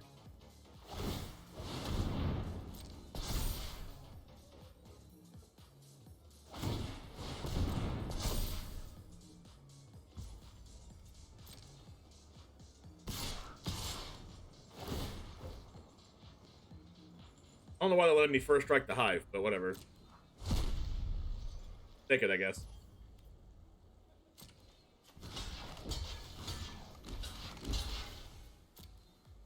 Unless they have a removal spell in hand.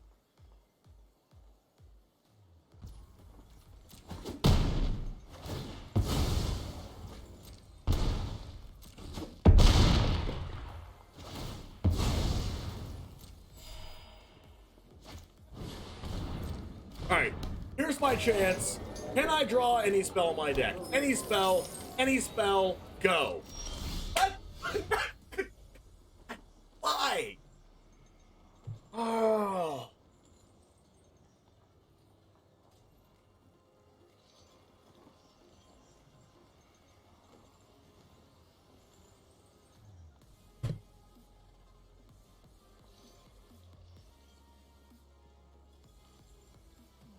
I'm playing 22 lands.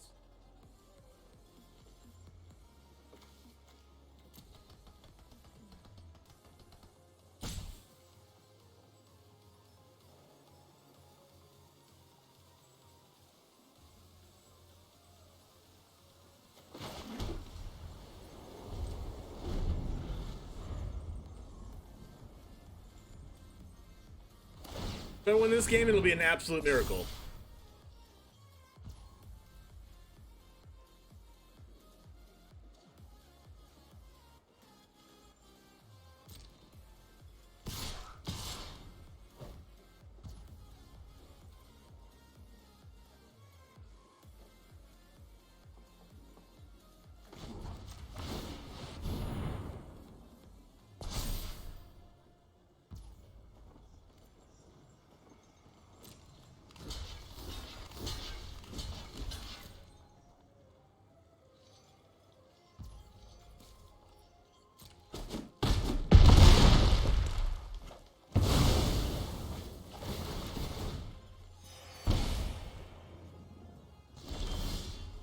Oh, come on! You actually have to be kidding me.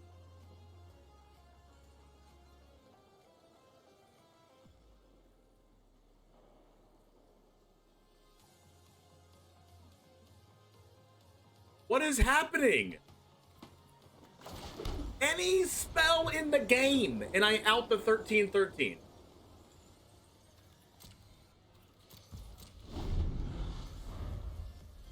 I've drawn 4 lands in a row. I'm playing mono white. I'm playing 22 lands. 22.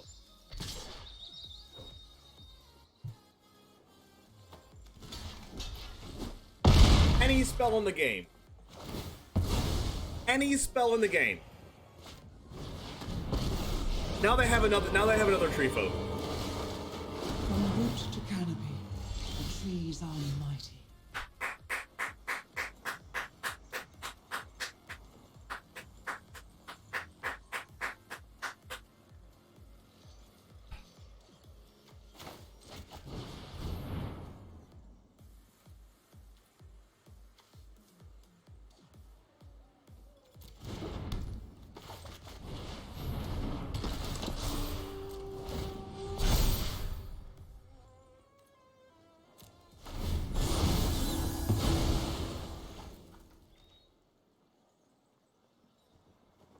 I mean, that should have happened like 3 turns ago.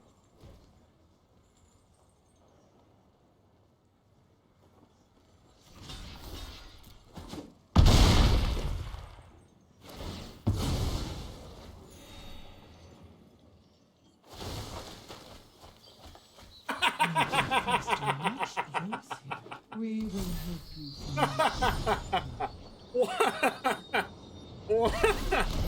What the heck, dude? I'm hungry. Won't you stay for dinner? A gift in exchange for loyalty.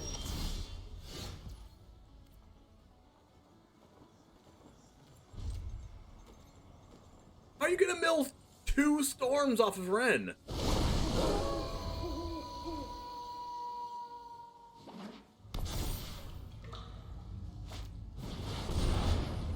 Just to let you know, if I had drawn the second spell like 3 turns prior, I would have already won the game.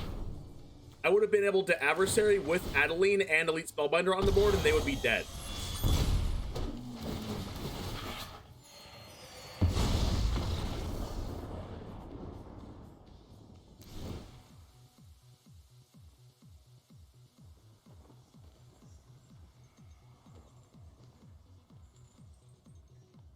I'm not playing a board wipe for that specific situation, Robot.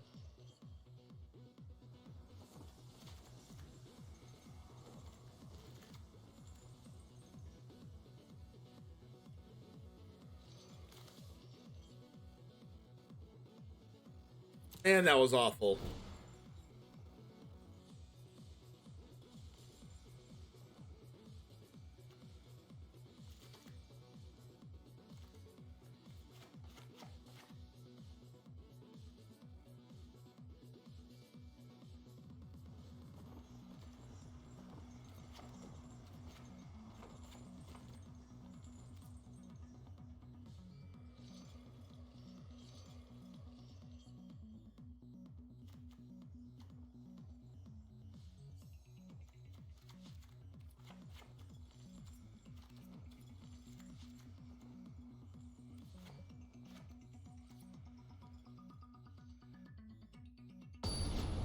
Wow. That was crazy. Matt, thanks for the follow.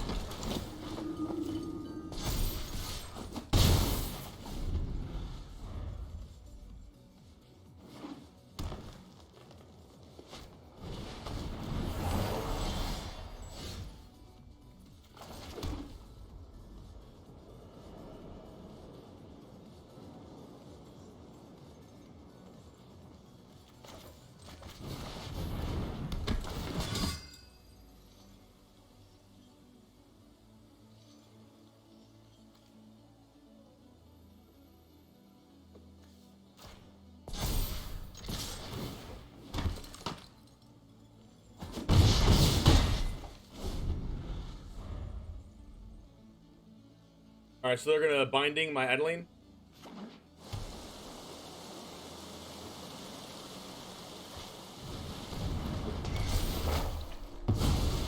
Hold it.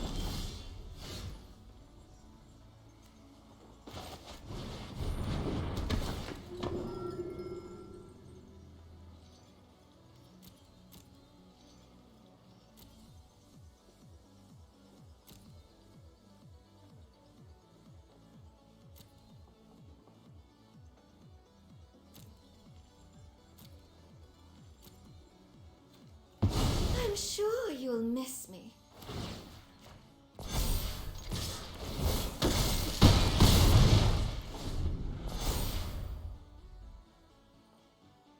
I do that because I don't think I care if they go Ren or Chariot or Merchant, because I have the Faithful Absence for the Ren token,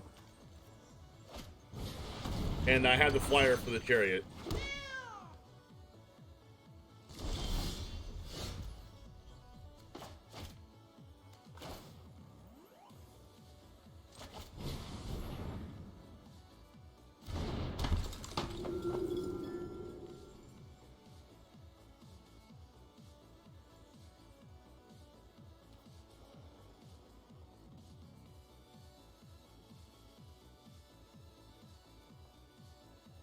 The Faithful Absence is 2/2.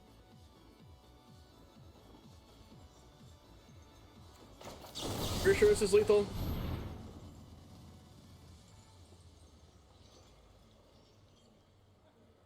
This is 4 damage and then 2/2/2. 4 plus guaranteed 2 is lethal. If they crew it, it's even more lethal.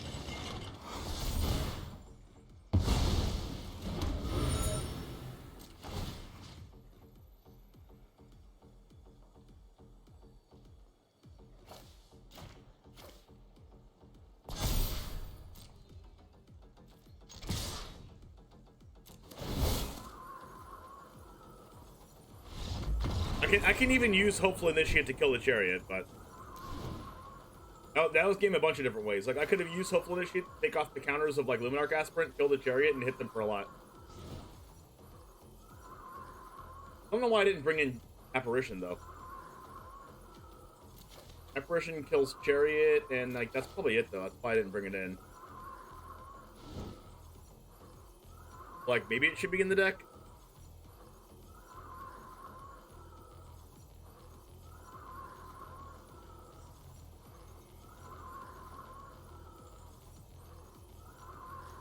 Maybe over this. Maybe over the Sun Gold. I like Sun Gold because they have graveyard cards.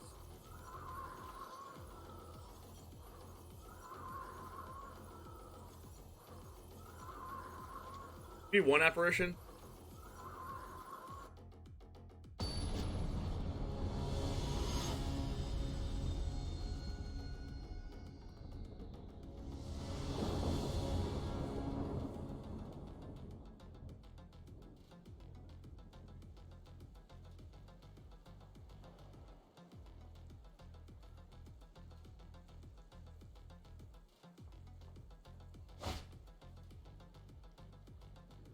Wow, 3 hopefuls.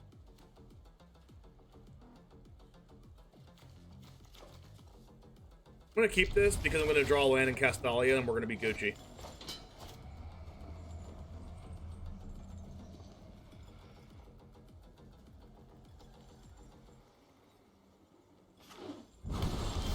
Told you. Called it.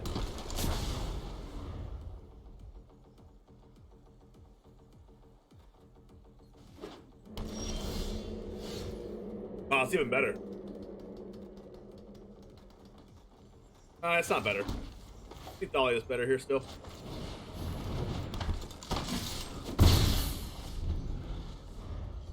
This Luminarch can keep growing the Thalia, it keeps growing the Initiate.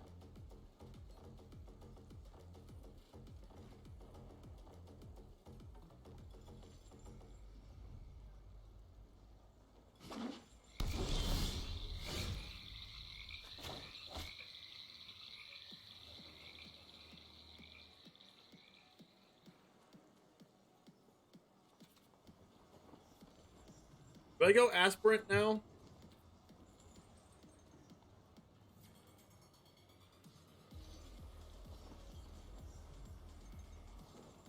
Probably have some kind of removal spell.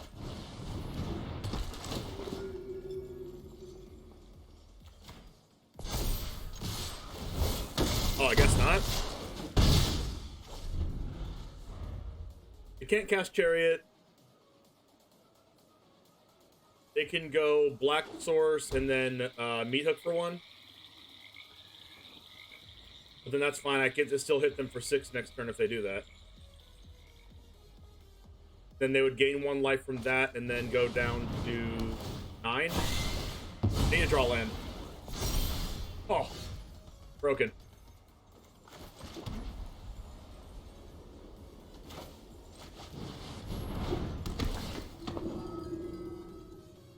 Alright, they can't cast any of these.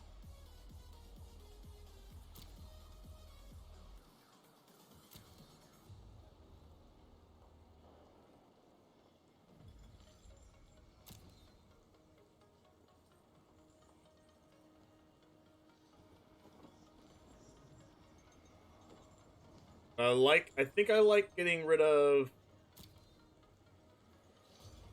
Chariot.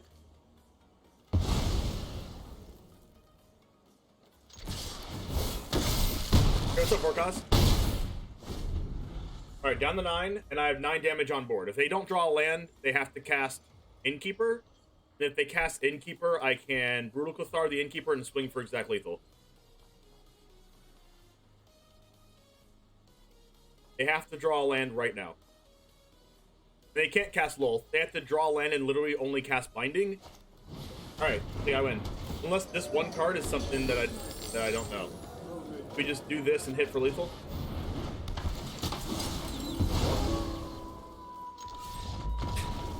Let's go.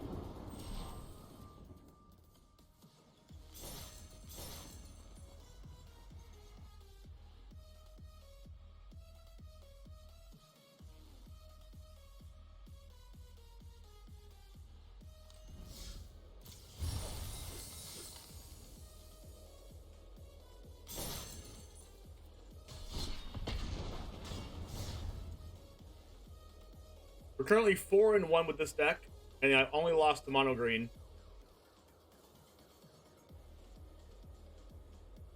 But we beat Izzet twice, Gruul once, and Sultai once.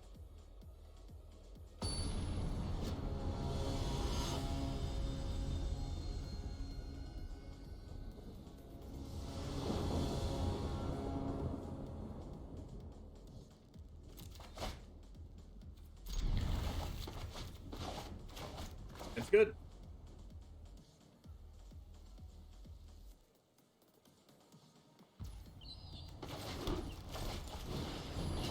Escort plus Aspirant is one of my better starts.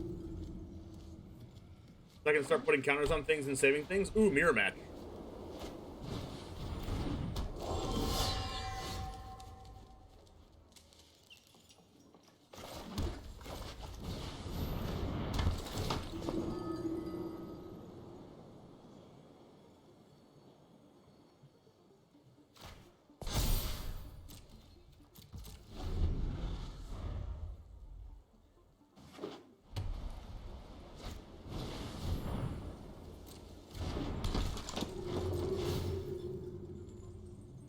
Perfect.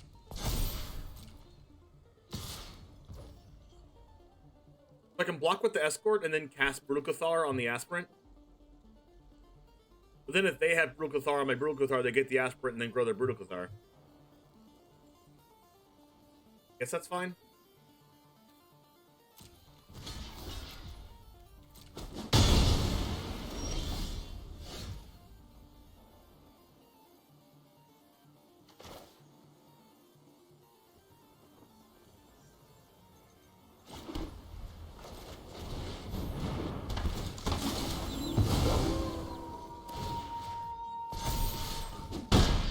Alright, hopefully they don't have Skyclaver Brutal.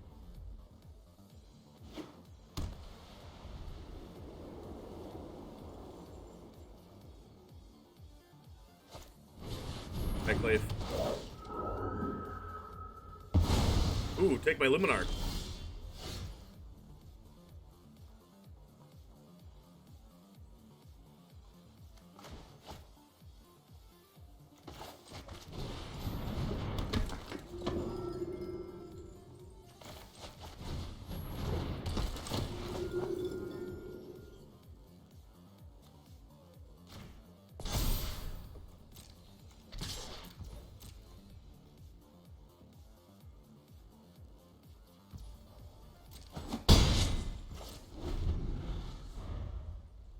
Why Glyphweaver instead of, say, Guardian of Faith? Glyphweaver's a human. Unless Guardian of Faith is also a human. But I think Glyphweaver is better against, like, mono green than Guardian of Faith is, I think.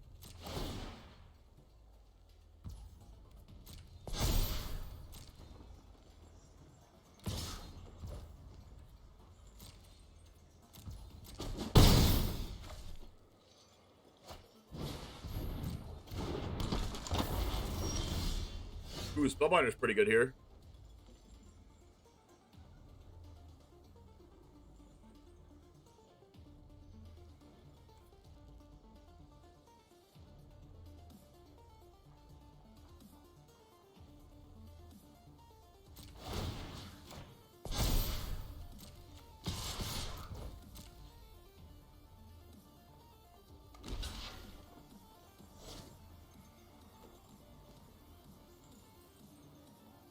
You have to double block my Aspirant to kill it.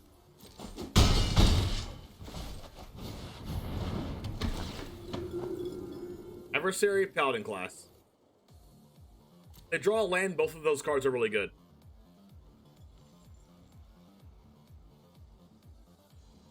I'm gonna have to go with Adversary to just get the lifelink off the table.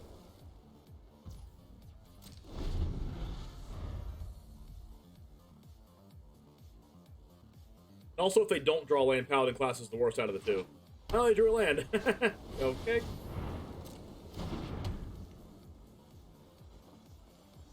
That's a very, very timely land. Extremely timely land.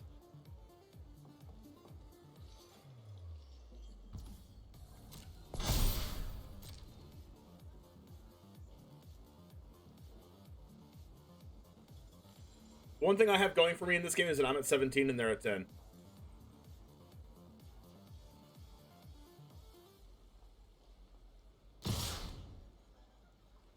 Whoa.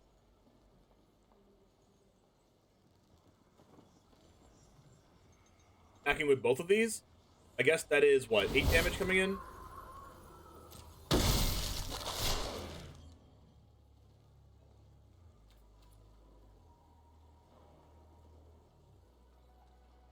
I double block the Skyclave, I take 4 and I get a 2/2. Not good enough? Probably not, right?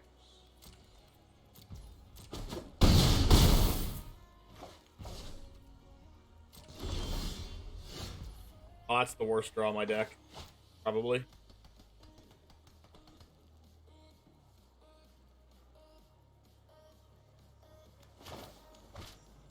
Alright, so what do I increase here?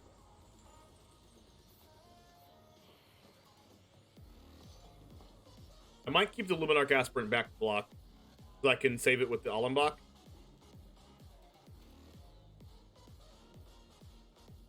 Well, no, these two will be back to block anyway.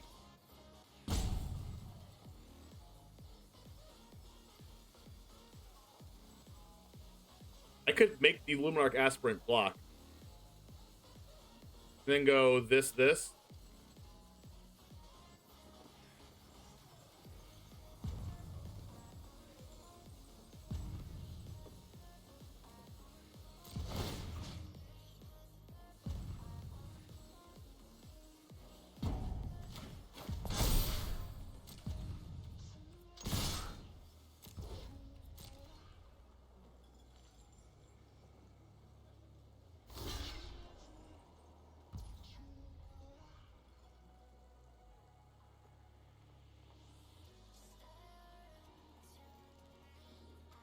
Eight damage.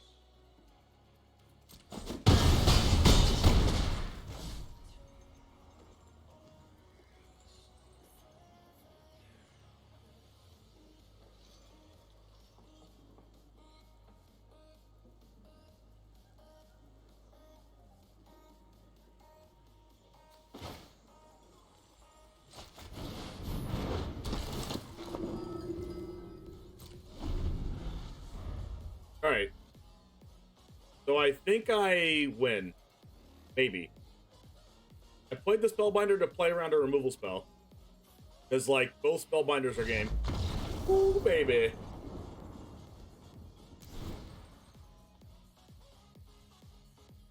Are they even good? I mean, it's a 2-power first strike. Probably not, though. I'm going to take out Rally the Ranks because, honestly, probably going to be a board presence game, and Rally the Ranks doesn't give me board presence. So I'll go Fateful Absent, Valorous Stance. I don't know how good this card's going to be. How many cards do there have 4 toughness? I guess if they grow them.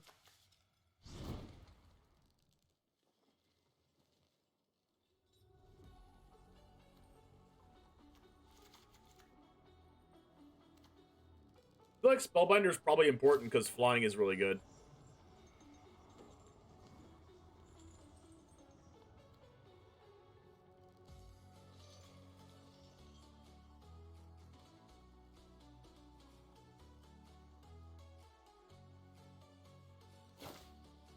And I would play Ray Dane too.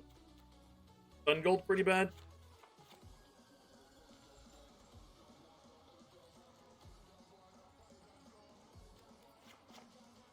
Go a little beefier. Go Glyph Weaver Ray Dane. And then Athalia. No. Valorous.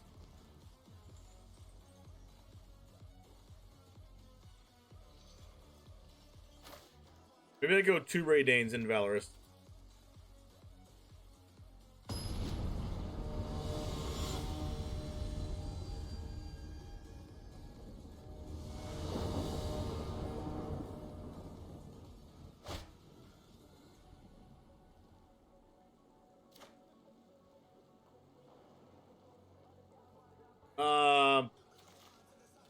No removal, but I think I'm keeping this.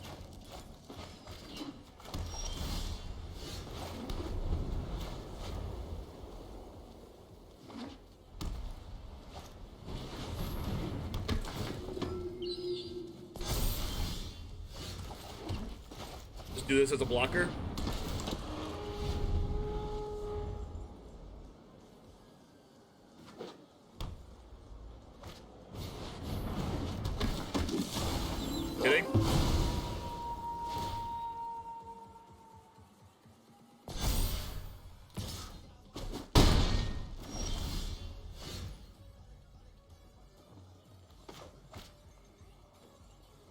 Alright, am I just going Spellbinder here?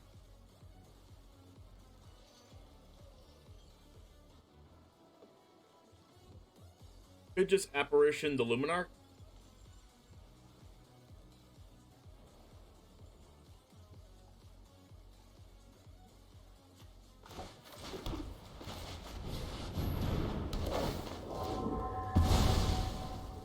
Tempting to Luminarch the Brutal Cathar because that card's so good, but I think if the Luminarch attacks me for 4, it's not going to be good.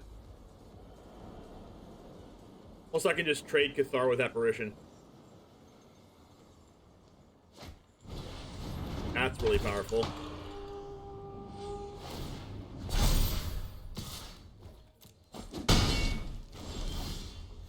Selfless.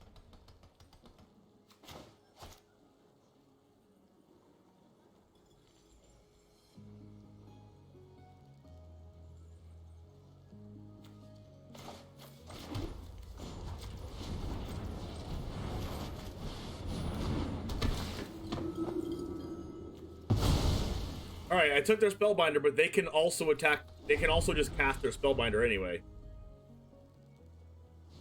One thing we have going for us is that they have no more gas left.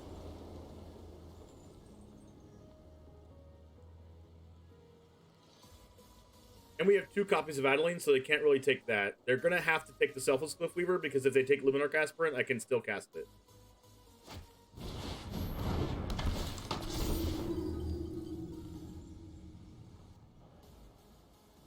Plus, they have no good attack since I have a 3-power creature against this Brutal Cathar. It takes Selfless for sure.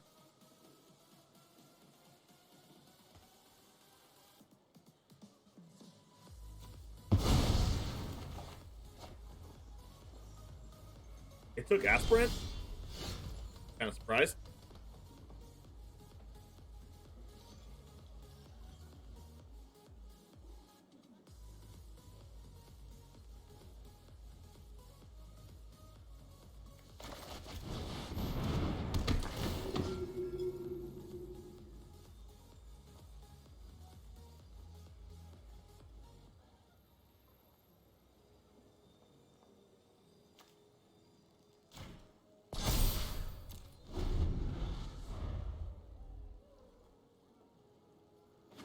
Alright, what did they draw? Please don't draw another Intrepid Adversary. Please don't draw an Adversary.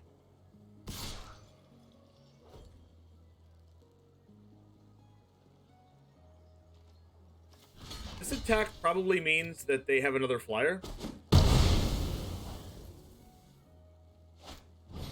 Oh my gosh. Wow. I think that wins the game by itself, actually. It's unfortunate.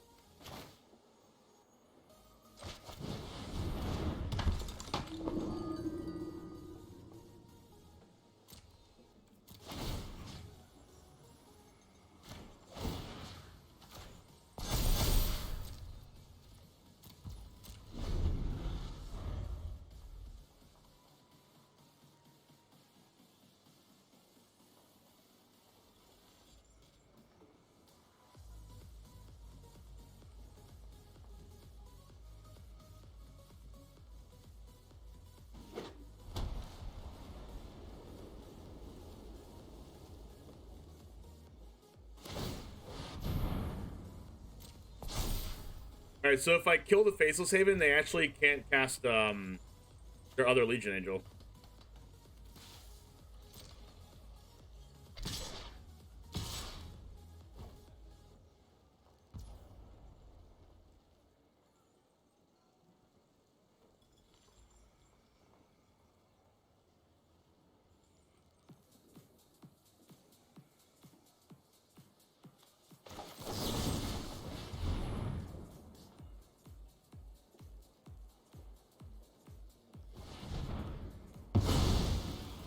Alright, so in combat, they're going to use the mana for the clue. Oh, just kidding.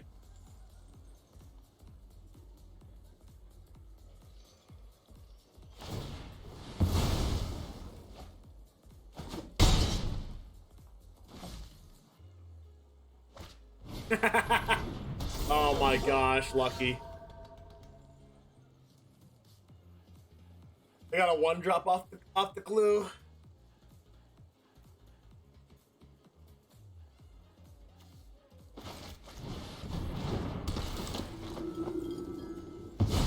I can still cast that, doesn't really matter.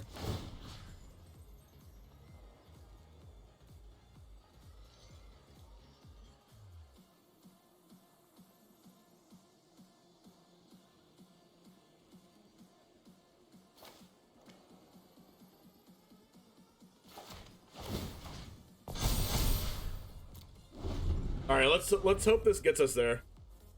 It's probably not going to. Like, we're eventually gonna have a better board than them, but they're just gonna kill us with flyers.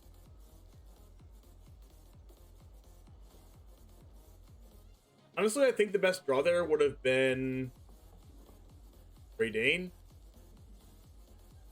Because I could grow that to 5 toughness, take the 5. Then I guess I'd have to draw back-to-back flyers. But Raydane in back-to-back turns would become a 6 toughness. But I think, like, Spellbinder into Raydane would be the best. I would have to draw Raydane last turn for it to be really good. Sungold Sentinel is very good also because it can be unblockable, so I don't think I can win that.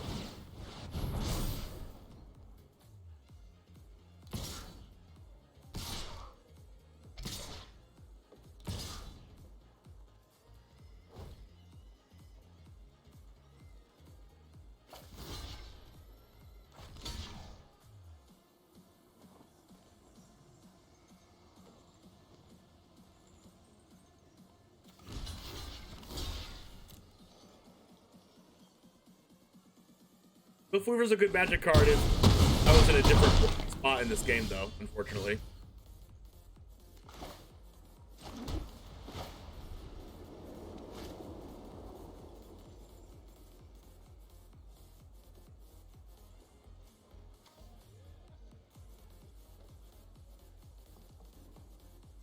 Yo, what's up, Jen and I?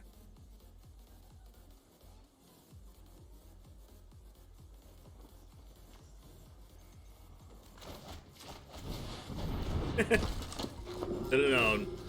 I should have known.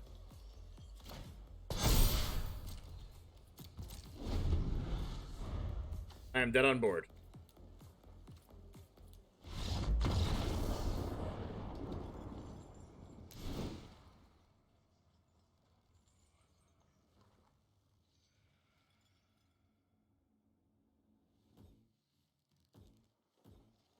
Maybe 1 rally is fine.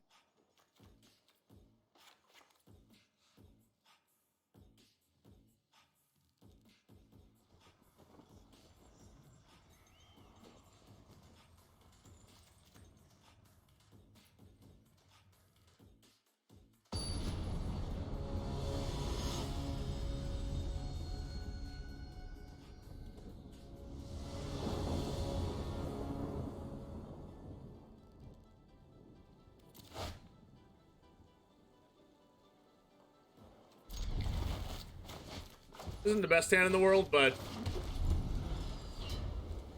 we have buff, we have hand hate, we have flyers. This is more likely than not a flyers game. I don't think they can exile anything on turn 2.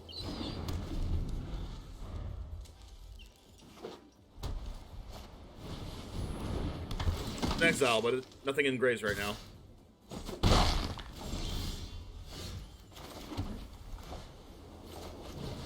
Or 2. Adversary, Cathar. Goodbye, Cathar.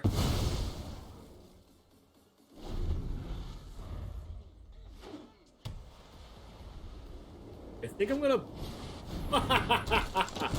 Oh my gosh, of course.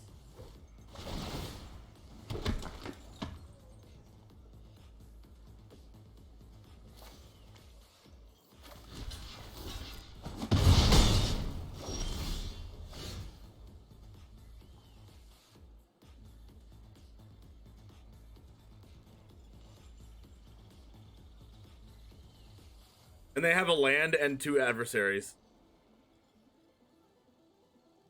Oh, I beat that.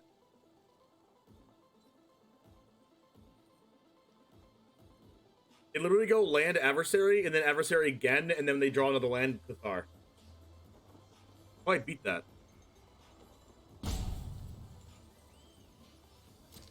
And I can't really race Adeline, but like, what else am I gonna do? Like, I have to draw my own Intrepid Adversary now.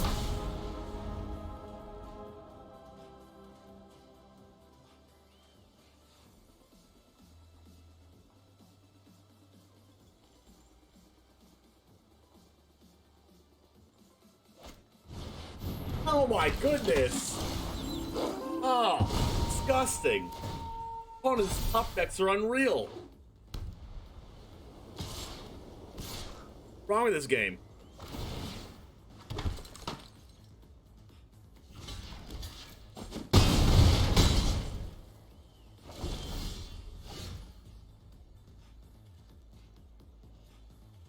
Yeah, potentially, Demian.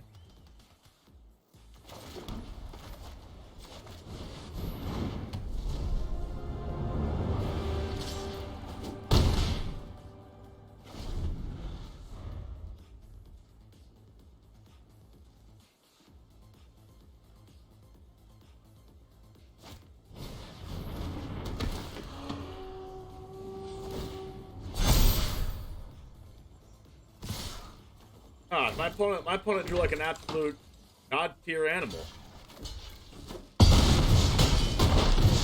Like, holy crap, dude. Maybe I should have mulliganed?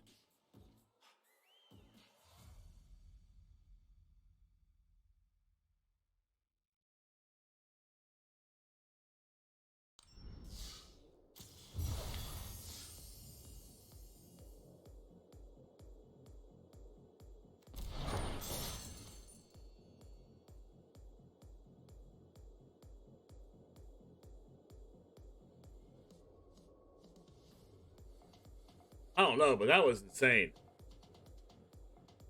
Just back-to-back-to-back bangers. Also, Legion Angel at the perfect time.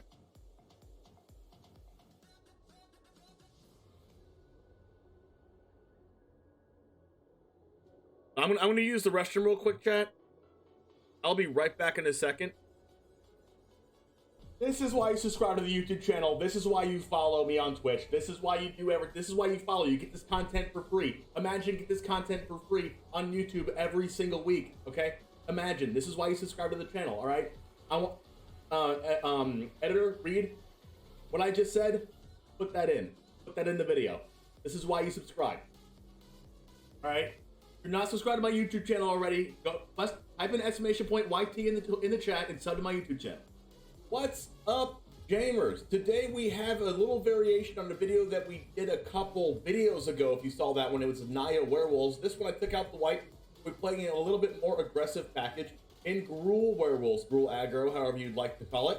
But we have a little bit of a stronger start with Ascendant Pack Leader into Werewolf Pack Leader, but the mana is a little bit different. We're not playing white this time, and we're playing a couple cards we weren't playing before, like Inscription of Abundance and Skin Veil in the main deck. And also Cemetery Prowler. This is a 3-mana 3/4 wolf. Recently came out in Crimson Vow. So I want to see how this card performs. It has Vigilance, so when it enters the battlefield or attacks, exile a card from a graveyard. So it continually exiles cards, which is very good against Izzet. I played 3 matches with this deck off stream yesterday, as of the time of recording here. And I'm 3-0, and I played against 2 Izzet and 1 Dimir. So 3-0 against control is a very good sign for this deck. 3 total Lord Dire Overlord. We have 4 Seeker's Chariot, 3 Halana and Elena Partners, which I'm also trying out from Minister Crimson Vow. It is a 2/3 reach first strike human ranger. At the beginning of combat on your turn, put X/1/1 counters on another target creature you control where X is Halana and Elena's power. That creature gains haste till end of turn. So notably, it doesn't have to be 2 counters. It can be more than that, because we do have Reckless Stormseeker in the deck to pump something or pump itself next to the Halana and Elena, and it will get more counters based on Halana and Elena gaining counters. So it wouldn't pump itself, it would just pump the Halana. And then the Halana will pump the Reckless Stormseeker and give it +1/+1 counters and give it haste. So that's how it's going to work, and that's the kind of like the dream curve. Anything Reckless Stormseeker on turn 3 is going to be insane. We have some cool tools in the sideboard, including Ill-Tempered Loner here. Mainly going to be played against the mono green deck, but this also came out from Minister on Crimson Vow. If you're interested in just a Gruul Werewolves deck, post Crimson Vow, we're playing a lot of the new cards here, and I hope you enjoy it. And it all starts right now. All right, starting out with this hand. See, this is exactly why I'm not playing Den of the Bugbear, because this hand is great. And if I was playing Den of the Bugbear, I'd be upset.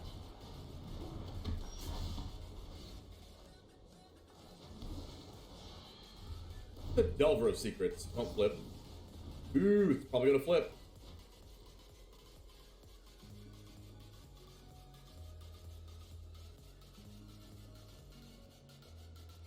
This is how you guarantee.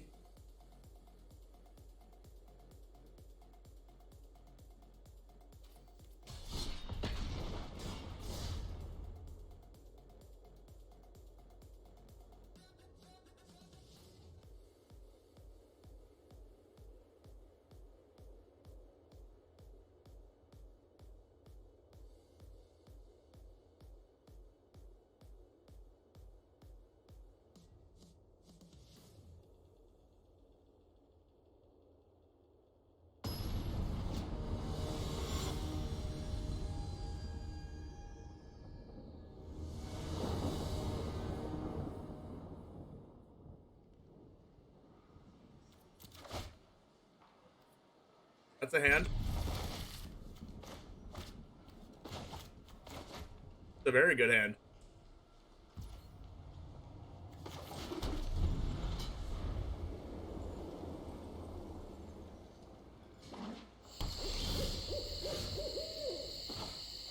Knowing that's a Rockfell Veil, drawing Brutal Cathar is also pretty good.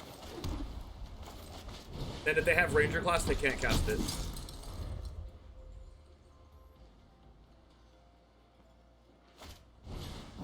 Ooh, whoa. What? Green red vampires? Wait, what? Oh, whoa. Gunned vampires. Gunned aggro?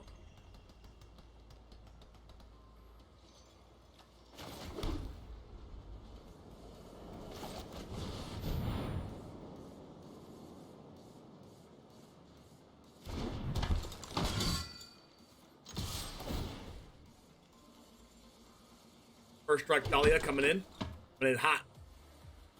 Coming in spicy.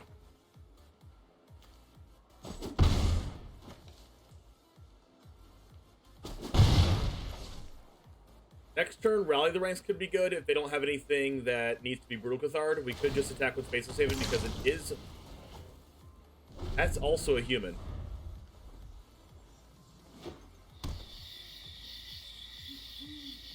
Whoa, it's 4-color. Oh, it's Reanimator? Oh, it's Reanimator. They're just using Epicure to be a discard outlet. Oh. That's actually pretty cool. Means I'm getting rid of that in the graveyard with Sun Golds then. And that was an amazing top deck and they scoop! Oh! Oh my gosh. That was so cool. Alright, well, Exile's relevant. Playing 4-color Reanimator. Which means we need Valorous Stance, Raydane, Thalia, Fateful Absence, and, the Apparition's actually kind of bad since all their things are going to be bombs, right? Gotta cut 9 cards, though, so let's cut the Rally the Ranks, because there might be a little bit... They're going to be definitely playing Sleepers, right?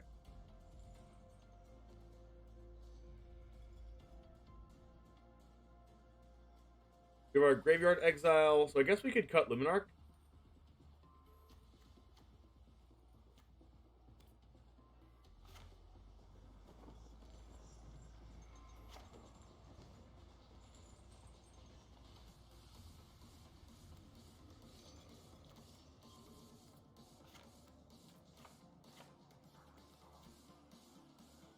We could just cut Adversary instead of Luminarch.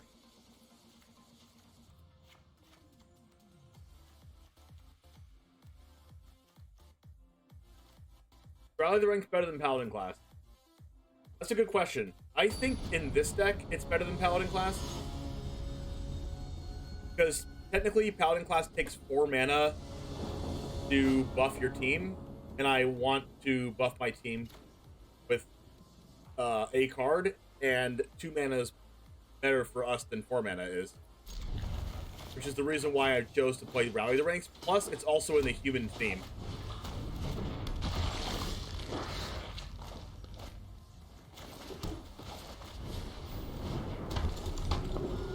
We're already good enough against Izzet for the tax. Like, the tax definitely matters against Izzet, but I think we're already good enough.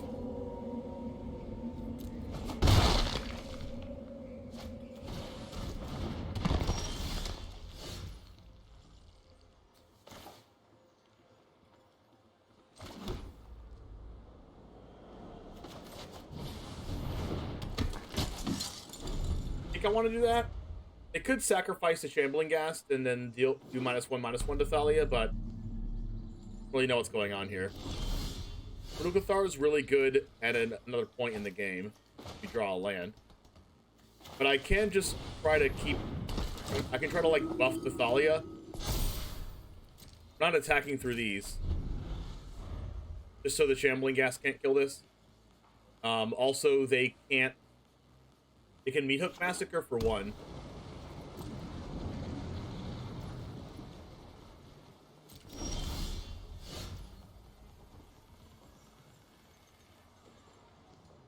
I don't really want their Meat Hook Massacre getting stronger.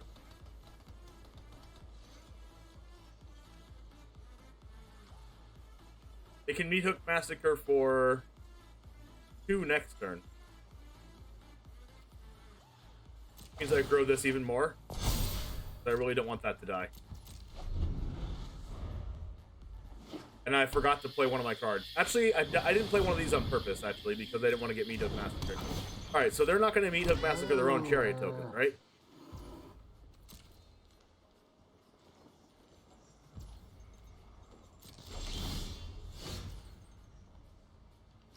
Two Luminarch seems good.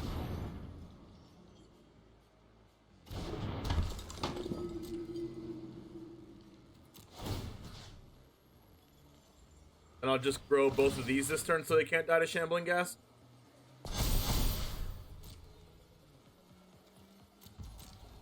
It also lets my Allenbach Escort protect either one of them. Hardcast Averbrock. That's hexproof. Well, how do I get rid of that?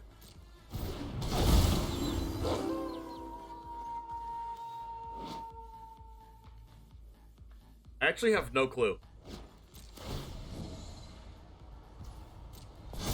I just have to go wider than it. So they're gonna go tall, I just have to go wide.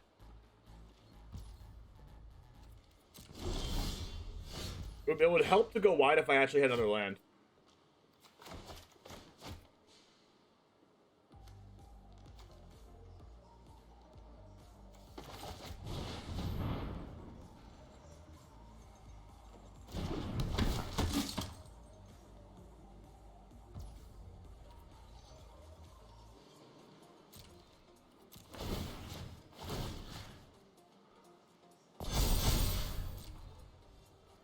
I'm putting this up to 6 power here because the 4/4 cat can become 6 power and I have first strike.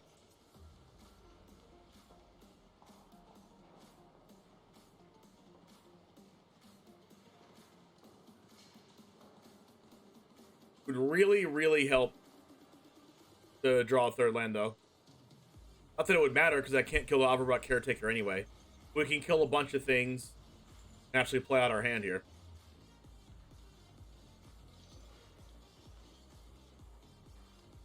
Probably have Binding the Old Gods.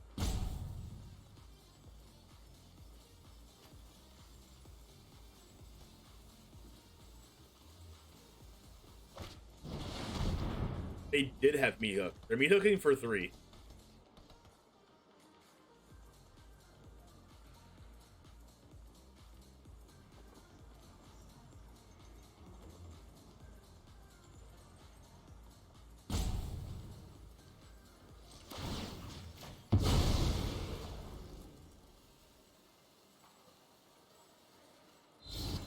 Oh wait, does this mean they can actually kill my Thalia?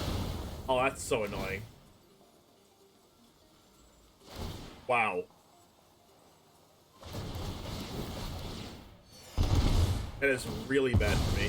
Holy crap.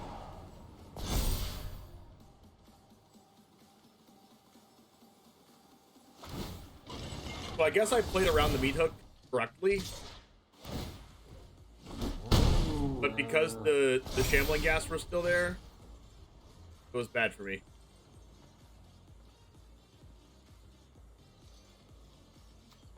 Without drawing lands, I don't think I can win this. Honestly, I don't think I can win from this position regardless. I'm gonna scoop.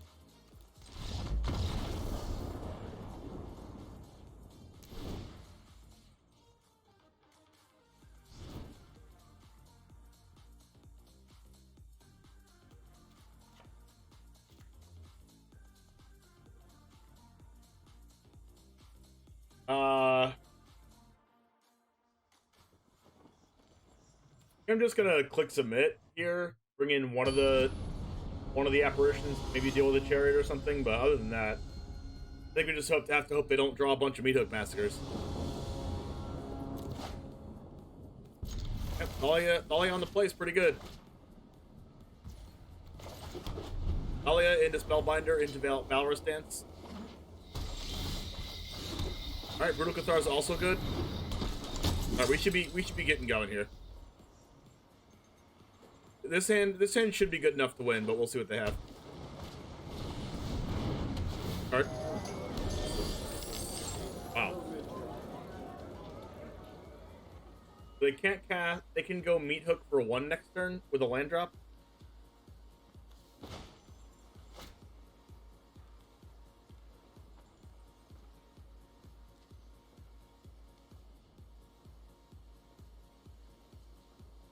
So I could go Adeline or Spellbinder and hope they don't have 2 meat hooks. But if they do have 2 meat hooks, then I'm screwed. So let's play around them having 2 meat hooks and just do this. Because meat hook can't kill Adeline anyway.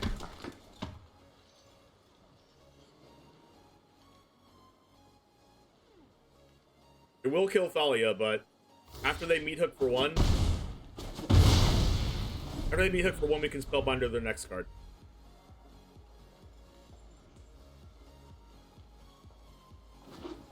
But they will have to use up their treasure. Okay, I guess they're not doing that.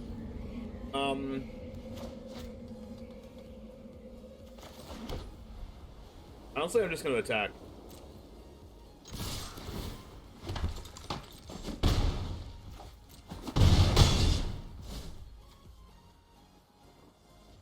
Spellbinder, good.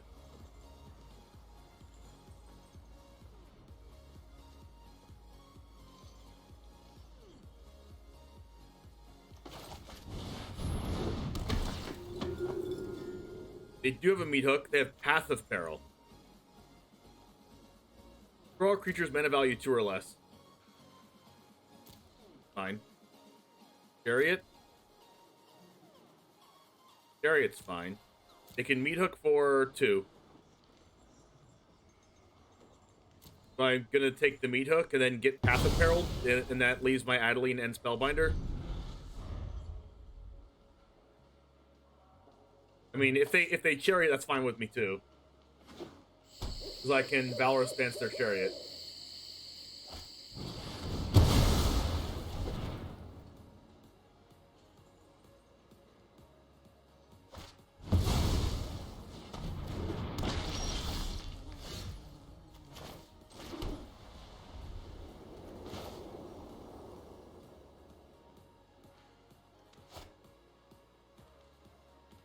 You can meat hook for 1 next turn.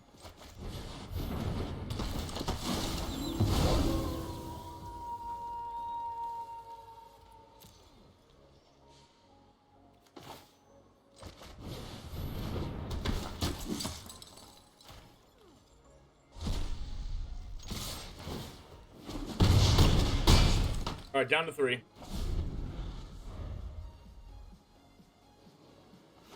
Means Spellbinder kills them, so they have to meat hook. They have to meat hook for 1. They gain 2 life and they die. To Adeline, Cathar, and Sentinel. Ooh, baby. You love to see it.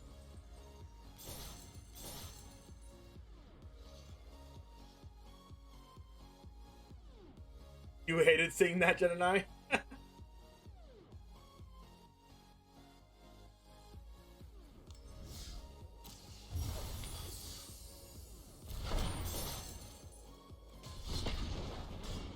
Your anguish is what I'm after. Well, you're in the wrong chat.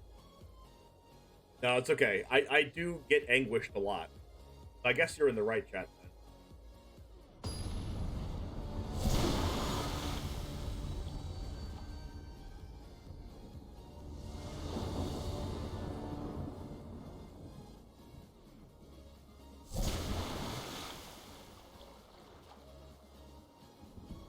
Bard Larson I'm playing against.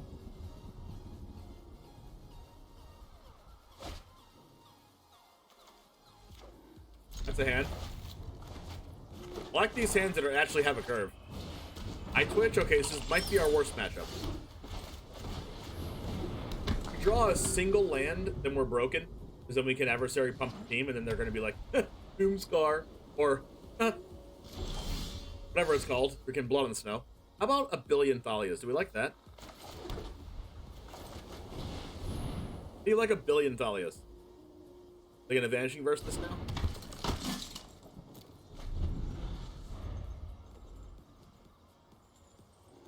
It's actually every Thalia in our deck.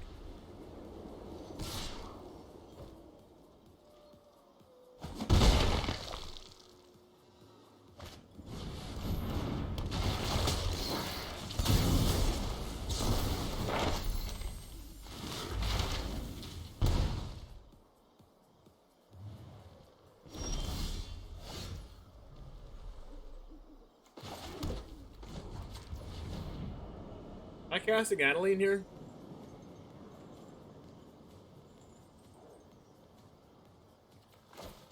Yep.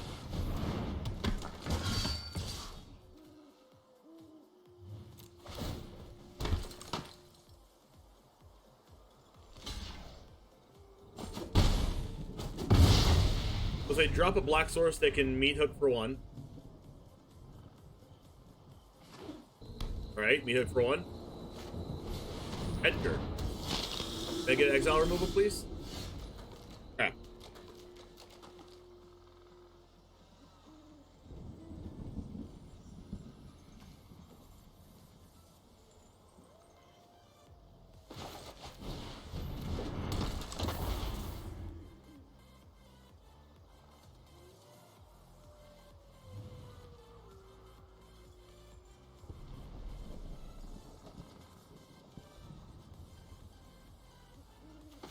I think I have to do this and attack with Adeline, and then just get this block.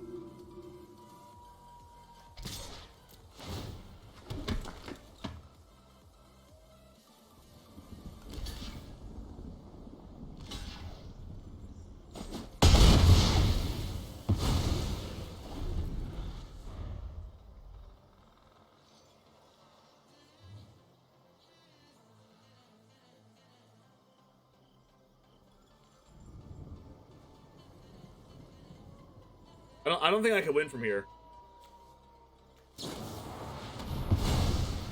Oh, thanks for getting rid of my Thalia.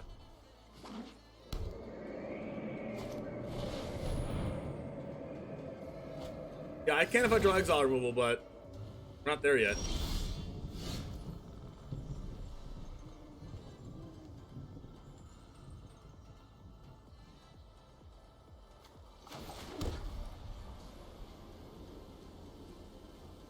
I can't even attack.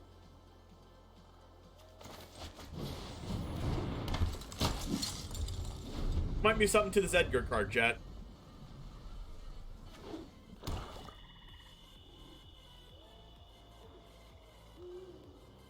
It's like, even if this dies, it keeps making 1/1 lifelinkers. You require my aid, aren't I generous? Oh, look, finally, just in time.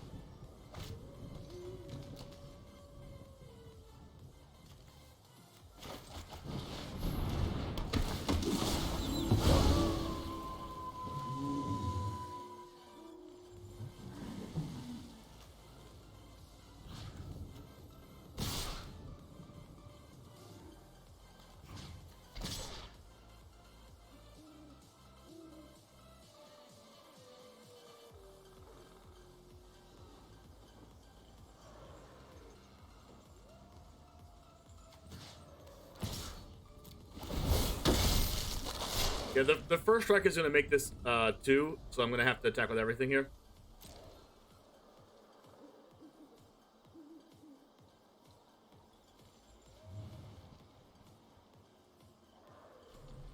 If I don't attack with one of the all-in blocks, then I just lose the, Oh. I'm going to lose both all-in blocks, but that's fine. Like, I could have just... Actually, I think the play was not attack with Thalia at all and just attack with all 3 of these, but then I lose all-in blocks anyway. There's no way for me to not lose all-in blocks.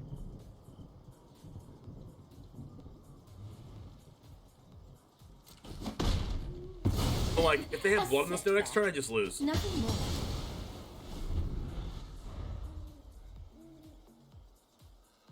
Granted, they can't get the Lolth back unless they have literally an untapped Snowland right now.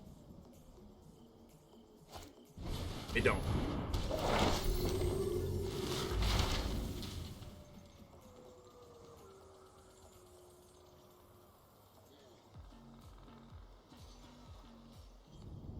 Well, next turn they do.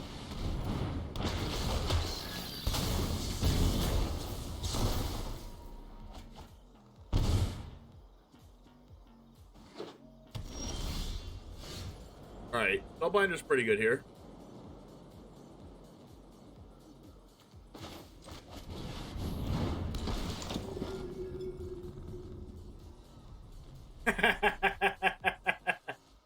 Yeah, I'm definitely not winning this one, chat.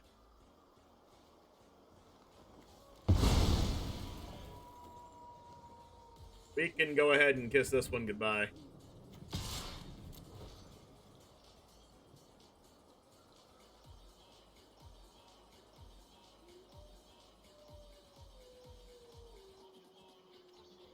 That's first strike.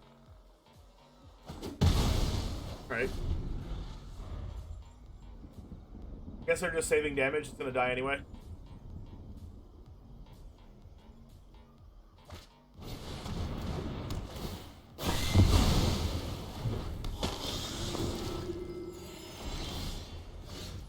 That's a nice draw.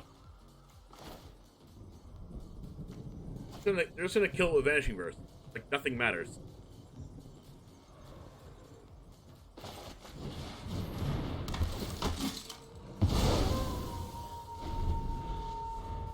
This is probably my worst matchup ever.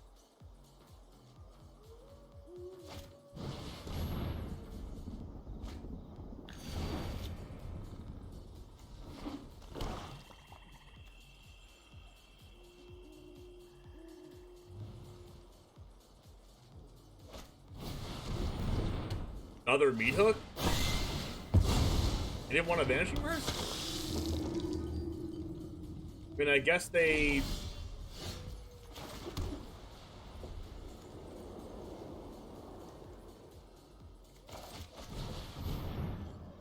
Guess I wanted to use Vanishing Verse at instant speed.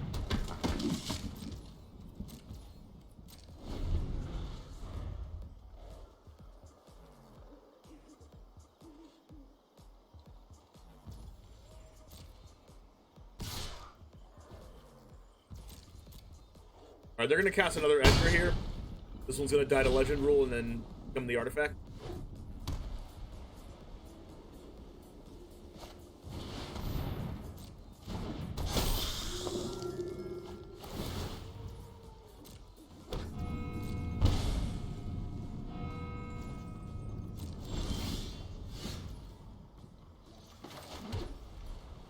Then they're just gonna Vanishing Verse my adversary, and it's not gonna do anything.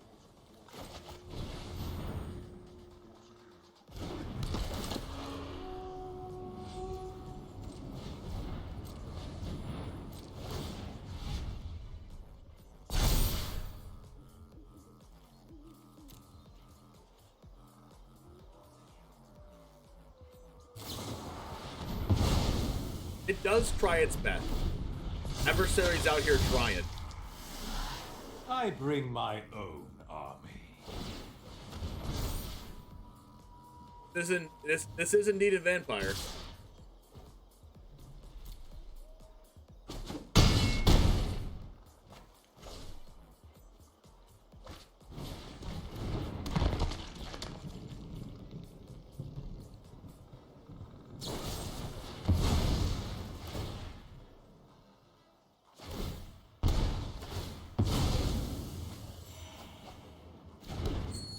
They're getting thoroughly destroyed.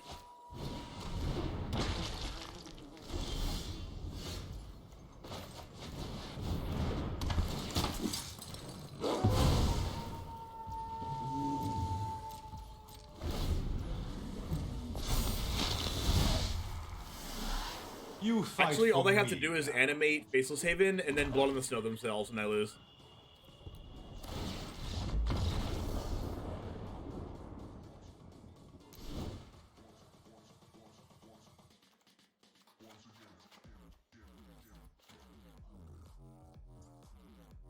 Alright, so I don't think I want Apparition. I don't think I want Fateful Absence. Oh, I do want an Apparition, right? Because it gets rid of Edgar. Elra Stance doesn't really do anything. Redane is good. Cliff Weaver protects my things from Blood in the Snow, but not for Meat Hook Massacre. But it's probably worth. Sun Gold Sentinel's okay. Does get unblockable.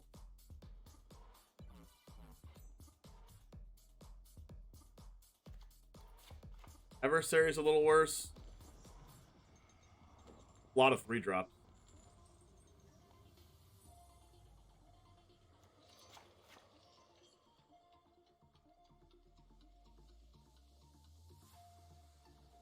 Guess I'll cut Brutal Cathar for 1 Valor Stance and 1 Fateful Absence.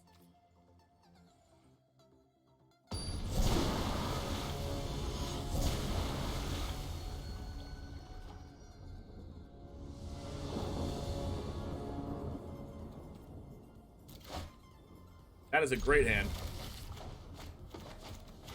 Thalia on turn 2 over Aspirant makes it so that I don't get Vanishing Burst on turn 2. I just have to hope I don't get Blood Chief's Thirst, right?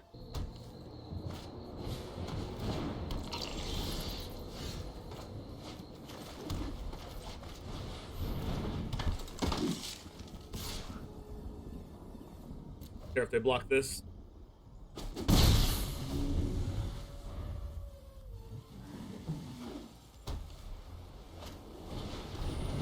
Faster.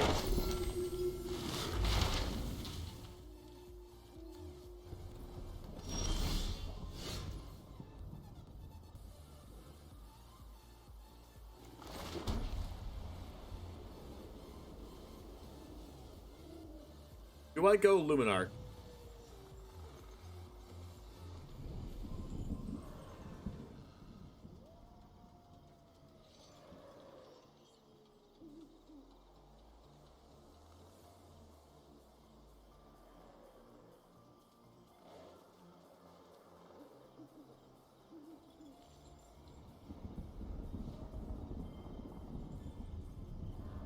We're gonna just attack with both of these and play Redane.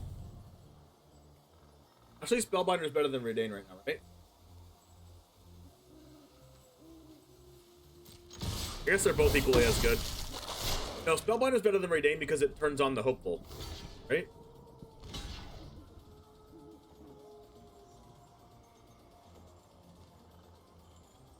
Alright, well, they're making this easier for me.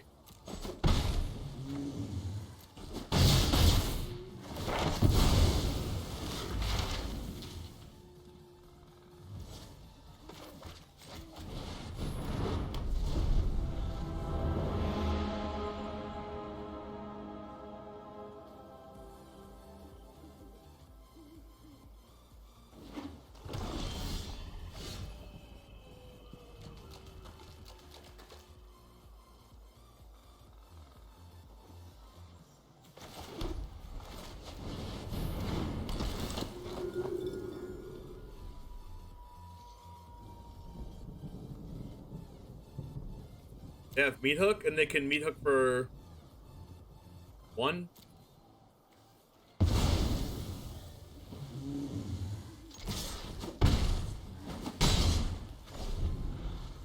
So they Vanishing Verse either my Thalia or my Redane, and that sucks.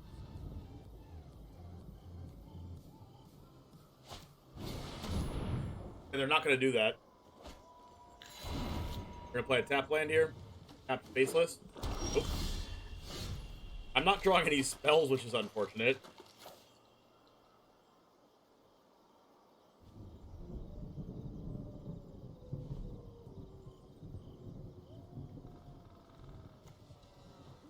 Meat Hook Massacre is currently 4 mana for X equals 0.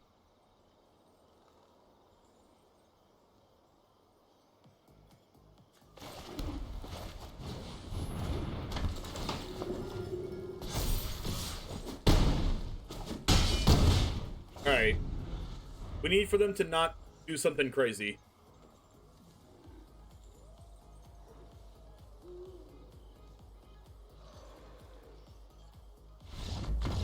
Alright, that worked out. They needed to, like, not draw Meat Hook for... I think.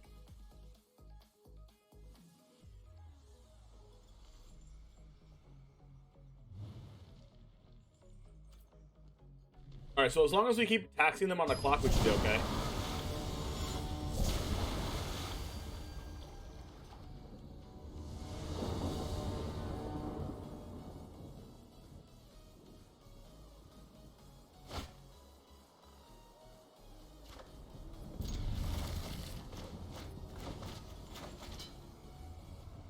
Alright, Thalia Spellbinder's good. I know, right, Vorkaz? Tax him. Well, a 1-drop there would have been broken, but can't be good at this game, apparently.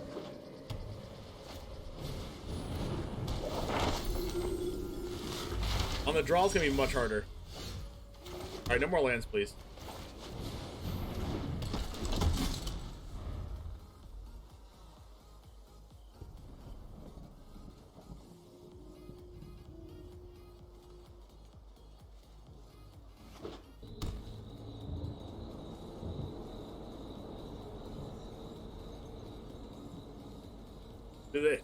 Do they environmental sciences here? Yep.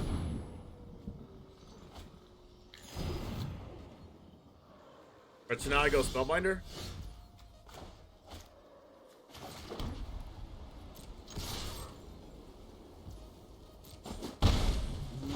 Take their Meat Hook Massacre. Just Fell Stingers and Vanishing Verses.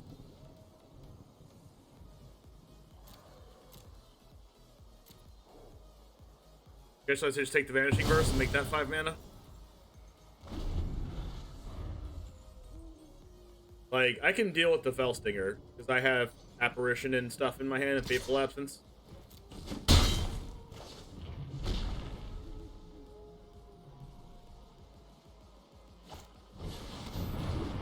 Plus it means they lose 2 life.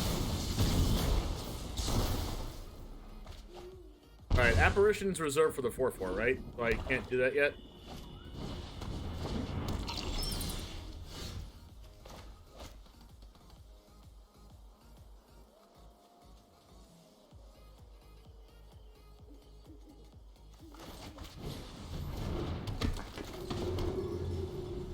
Do I have to Fateful Absence to I-Twitch?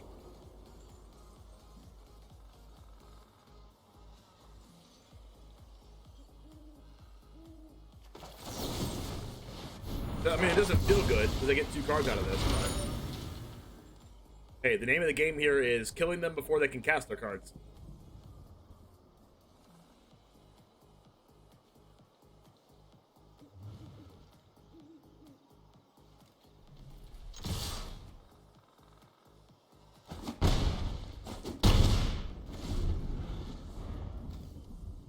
They might Fellstinger their own Fellstinger, then like play a land and then play Environmental Sciences again, go to 15.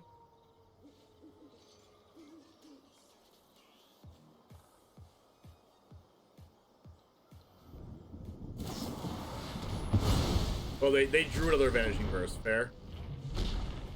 Alright, I have another Thalia.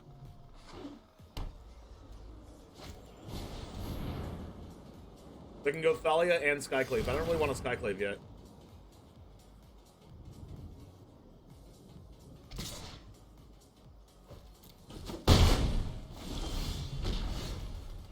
Good draw.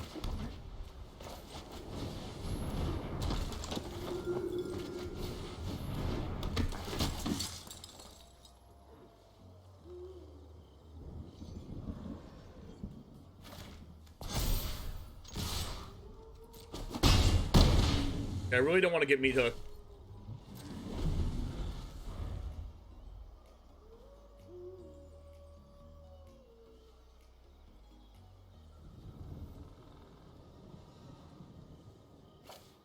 You can meat hook for 2. They can definitely meat hook here. They can't blow in the snow though.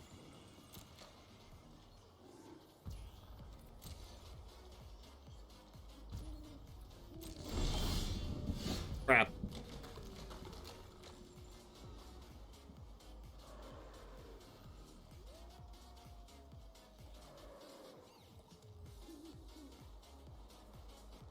Do I have to Skyclave here?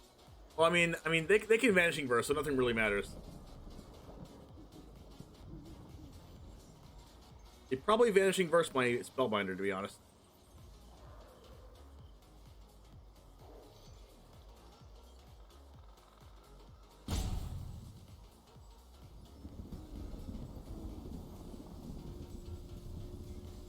So what if I grow the Thalia and attack with it? If I do that, the double block Facial Save and Spell Stinger. They can't do both.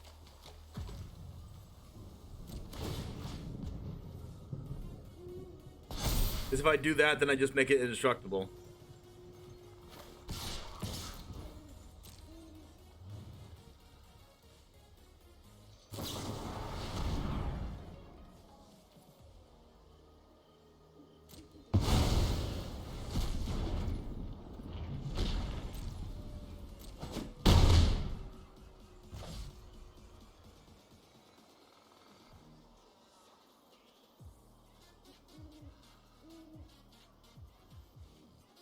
Can I win through a meat hook?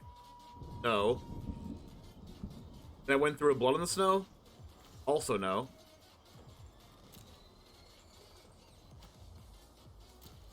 But I have to pretend they don't have it. Yay, acting like they don't have it.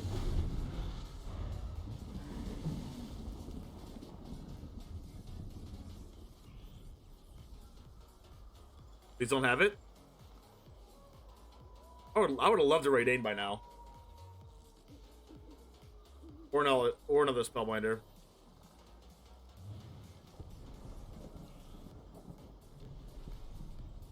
Oh, please crack that clue. Oh my gosh, do they not have it?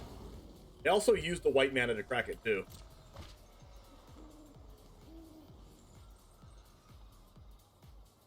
And I guess they can still meat hook for 3. Gambling Gas? Deadly Dispute?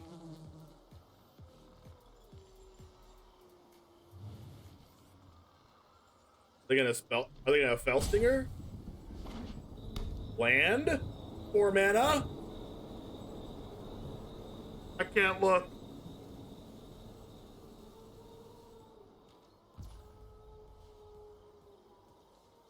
Pass?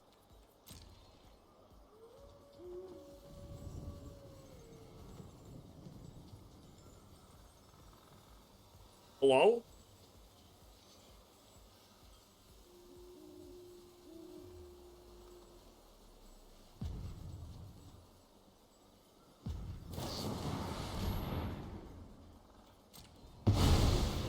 Oh, no worries, Nimble. Okay.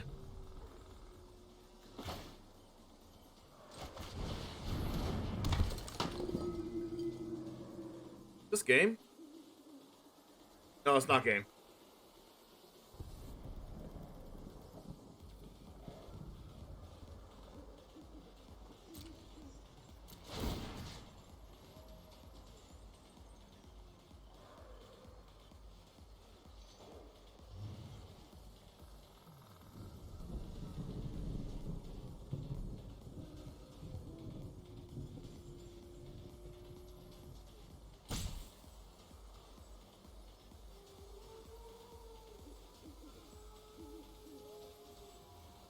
Can't attack without something dying.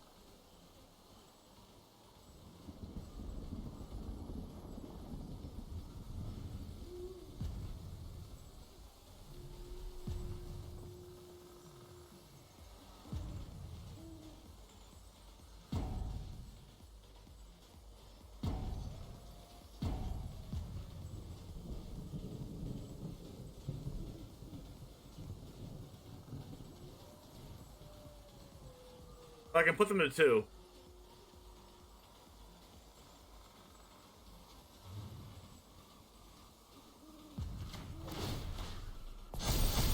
I like that idea.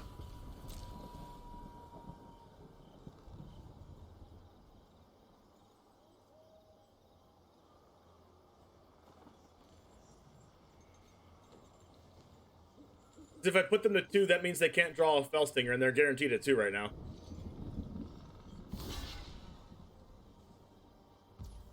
They're kind of like... They kind of have to...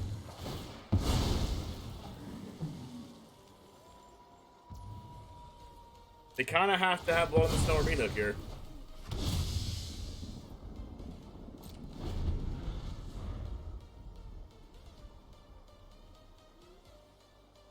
These don't have either one of those. I mean, if they had it, they would have used it last turn, so they don't have it. Okay. They lose if they Fellstinger. Okay, so I guess they're just not gonna exploit that.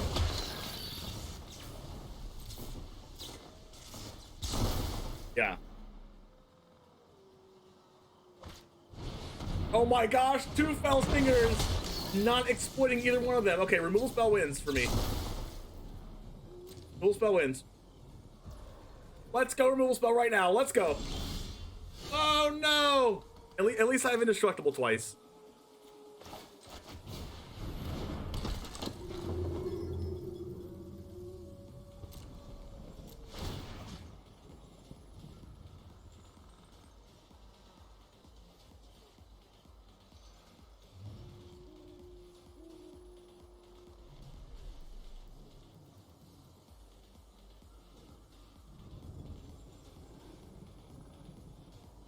They have to chump with a lot of things here.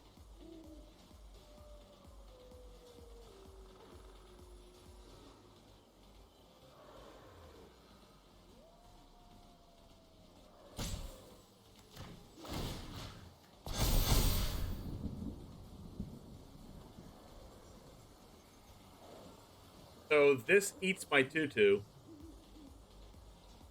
And they have to go block, block.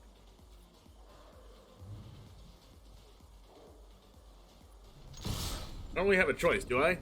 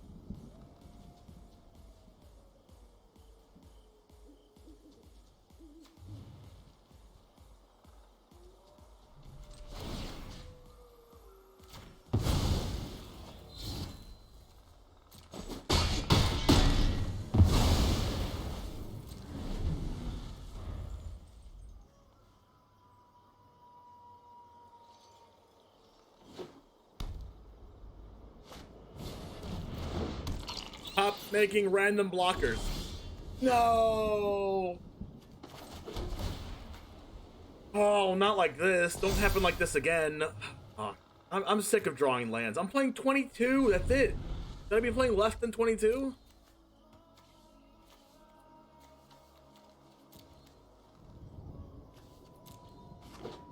I've drawn 7 lands and 9 creatures. 9 like spells. Wait, this can be unblockable.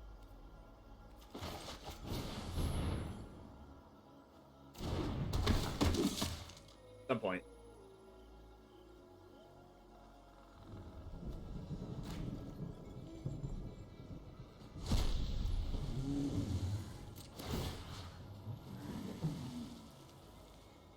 No, it's not unblockable because they have 2 Faceless Havens.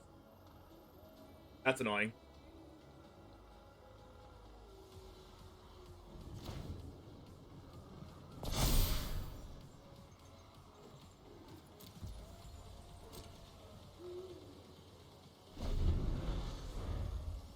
We're basically in a meat hook massacre and blood on the snow waiting room.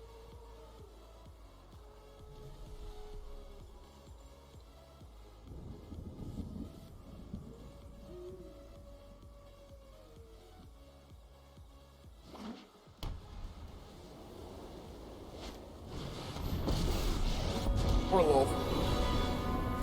My children drench there. Do what I demand. It can still use Faceless Haven twice, but if I draw an instant speed removal spell, I should be okay.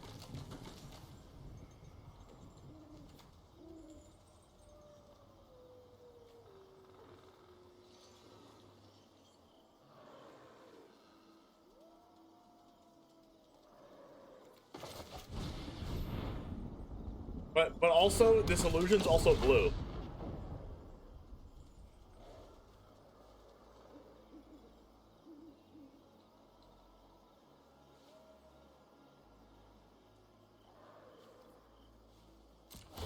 Alright, so my plan is growing Sun Gold Sentinel over time to be able to withstand a Faceless Haven.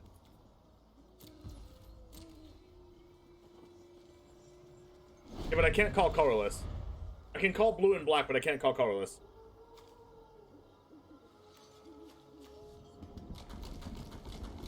It's only a matter of time until I, like, instantly lose. Force blocks with Havens? No, I can't, because Sun Gold Sentinel's my literally way to win. If I trade with a Haven, then I just lose instantly. They're at 1 life. Sorin? Okay, they can never draw off that, but they can make a life linker. Out of my way. I will stop. Okay, if I can draw an instant speed removal spell, this annoyance. I still can't win, right? No, if I draw instant speed removal, I win. This turn.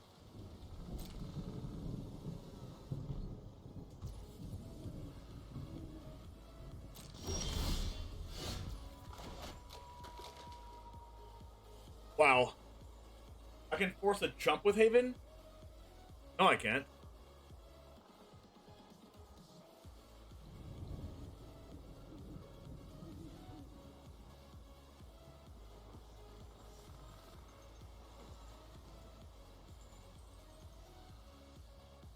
And if that was Brutal Cathar, that would have been way better for me.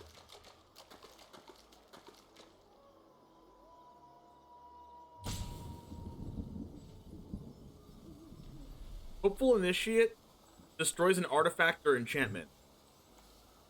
Not really sure what you're talking about.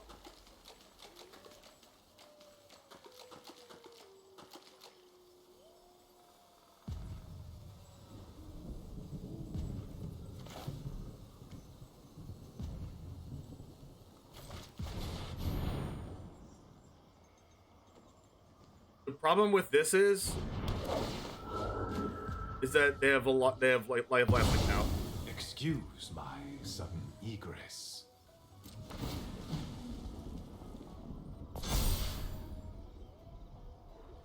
All right, so next turn I can force jump.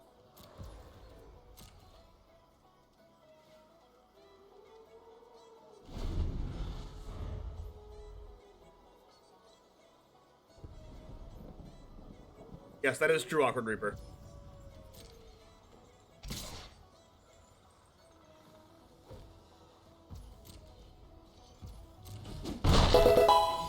Arthas, thanks for the follow. Appreciate you.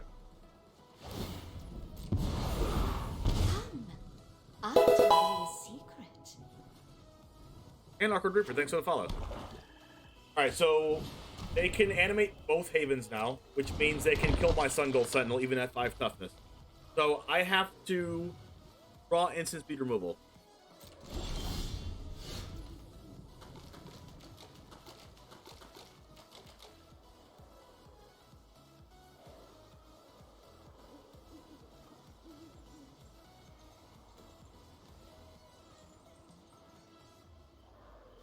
Unblockable by black, unblockable by blue. They block with their Faceless Havens.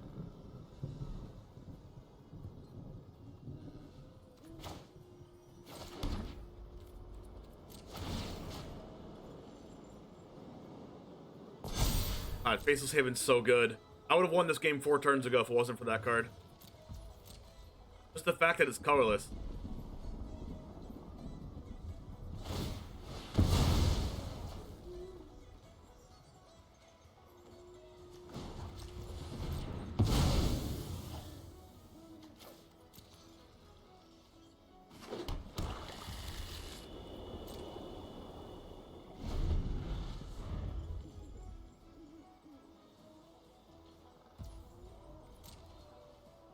They're gonna keep gaining life.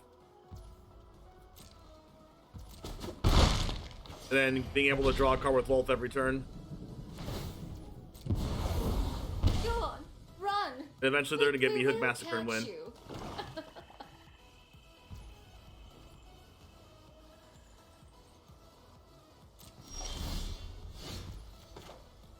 Okay, flying still is not relevant because of all their flyers and reachers.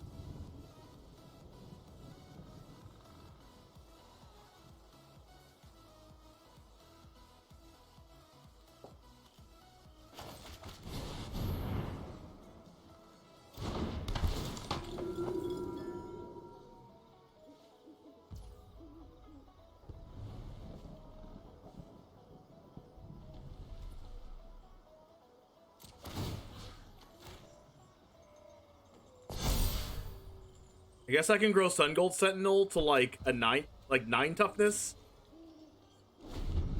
Yeah, I can come in from blue and black, but they have Faceless Havens block. If they double block my Sun Gold Sentinel with both Faceless Havens, I lose.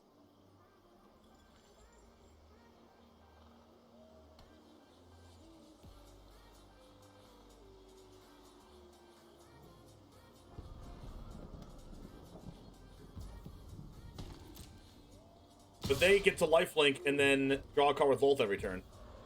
We had them at 1 life. This can block this, though. So their lifelink is gone now, which is good for us. Now they can't just infinitely draw. Subservience will be rewarded.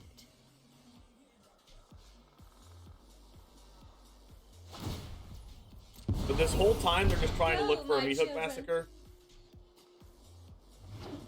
Or like Blood in the Snow, and then I instantly lose. Edgar. Oh. That means these are Edgar's actually important because now we have to abandon the 9 toughness plan. Now we have to do no. Now we have to do the 11 toughness plan because Faceless Haven's also a freaking vampire. Adversary's good.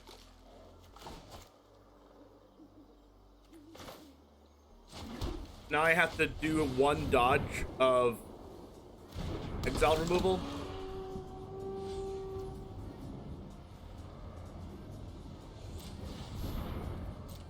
I should technically keep 2 mana up for Sun Gold Sentinel being hexproof.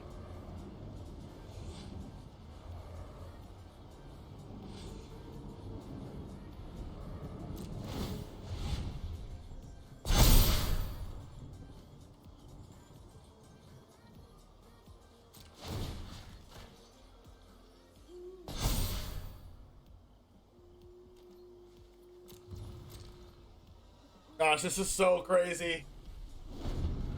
If I win, this is going to be insane.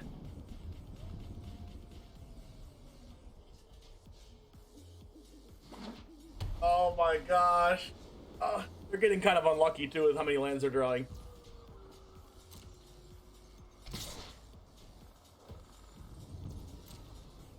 Alright, next turn's going to be 10 toughness with Sun Gold.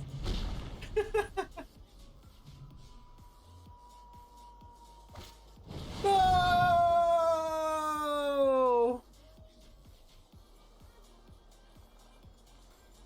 It happened. Ah.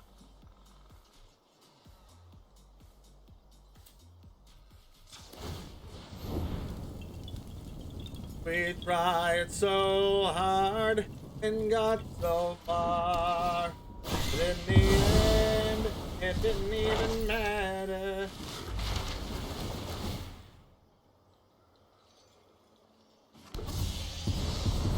I will.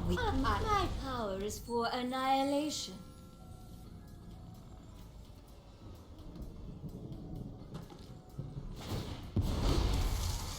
Aren't I the generous one?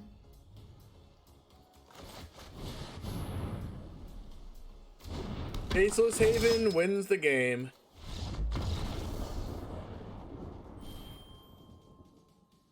Not only, if it was 1 Faceless Haven, it would have been fine. But since they had 2, I had to grow that card abnormally high.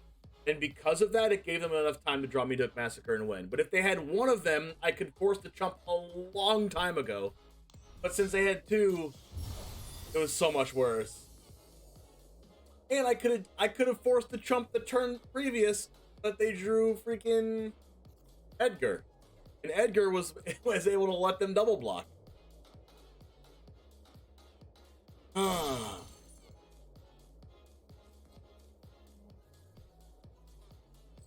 Wow.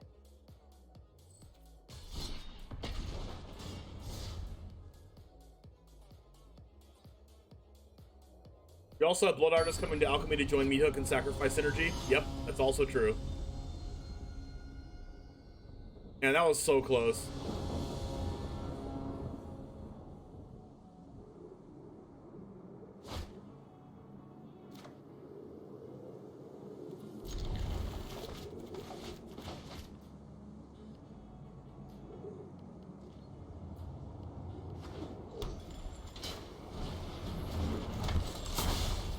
I want to play another mirror match.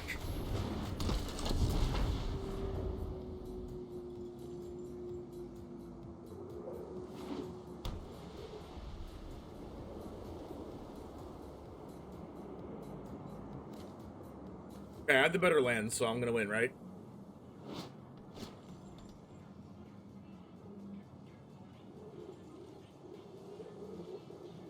What do they have? Fateful Absence? If I do, I'm not going to run my Luminarch into it.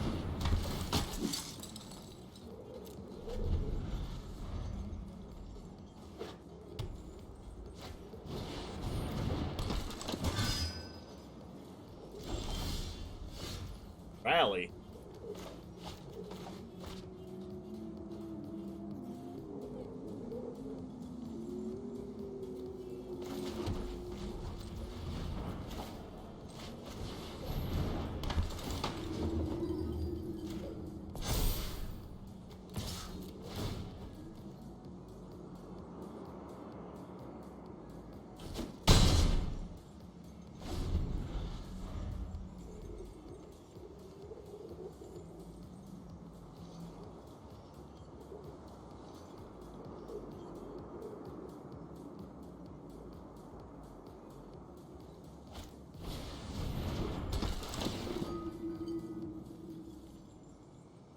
All right, so we have almost the same hand.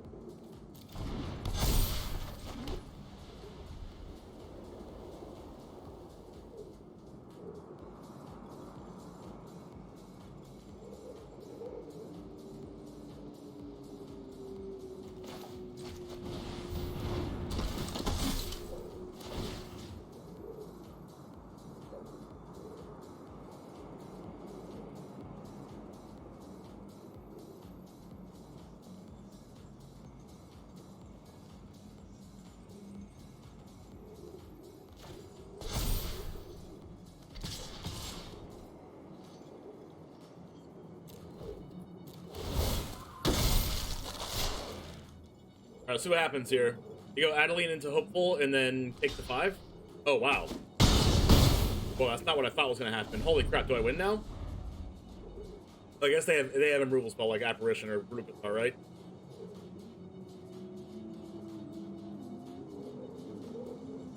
The only way they block with Adeline is if they have another one. Okay. As I say this at the same time.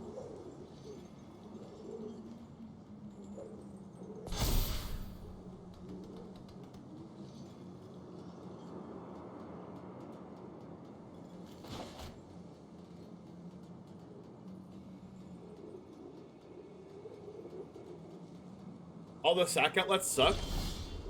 I mean, have you seen Deadly Dispute? I have 5 mana, which means I get to Adeline and Thalia.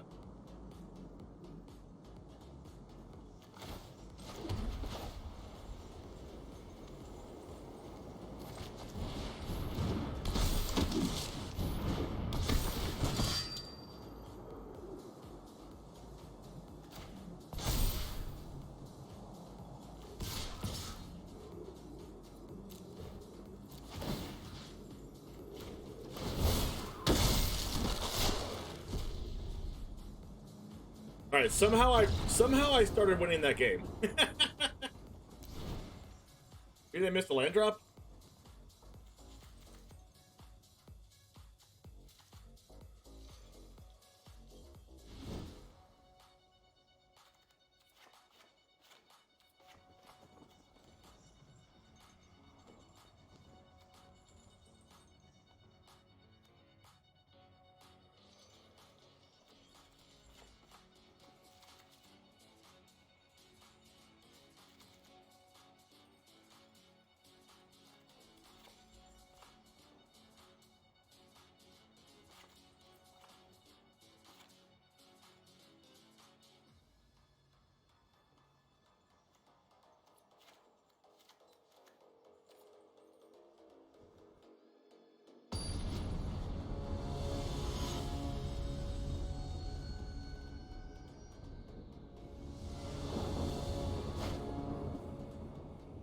Alright, this is fine.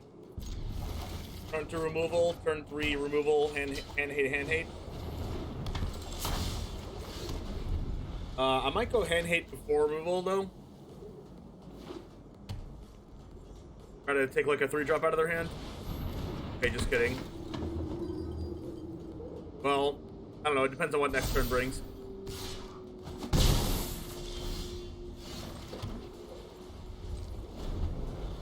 I think I'm always killing the aspirant here.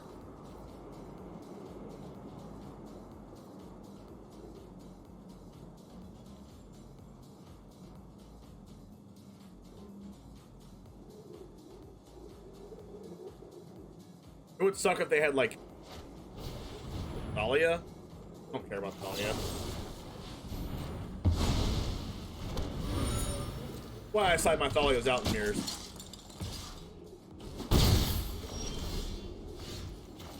Let's take their powerful 3-drop.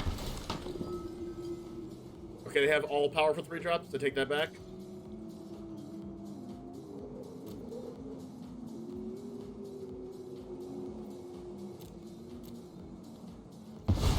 They also have a billion Valor stances.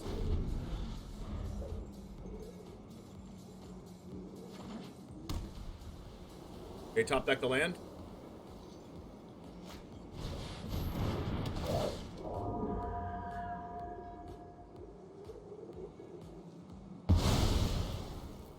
Okay, so I get to go initiate Spellbinder next turn.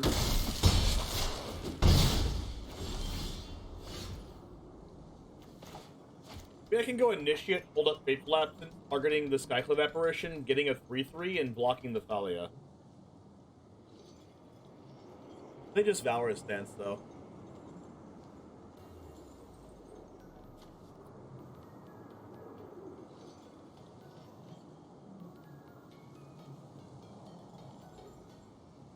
So I guess I should just try to make them use a Valorous stance to make their thing indestructible. I kind of want to save Apparition for this, but they're probably not going to be able to hold up Valorous stance when they go Adeline. So maybe I just use Fateful Absence on the Adeline at 5 mana, and they won't have enough mana to Valorous stance afterwards. And I can just Apparition for Skyclave, getting a 3/3 right now. All right, deal.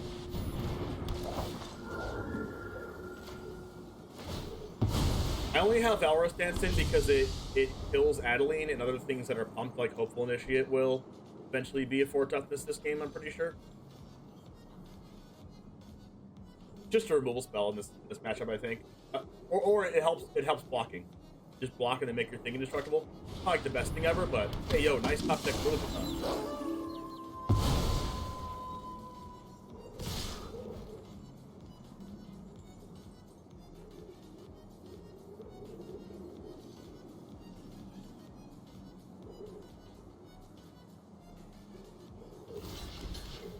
Great these, they get a 3/3.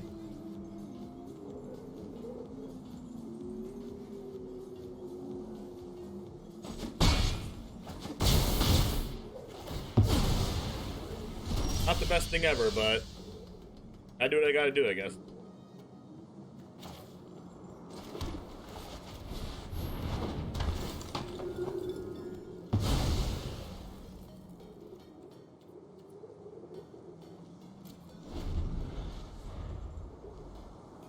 You not top deck something else, please?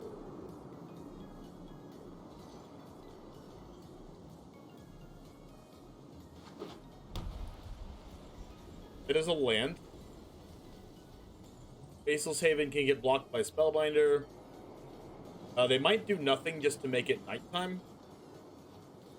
I'm gonna put a stop to my upkeep because I can kill the use Faithful Absence to kill the Brutal Cathar. Without taking 3 damage. So maybe I don't want to do that.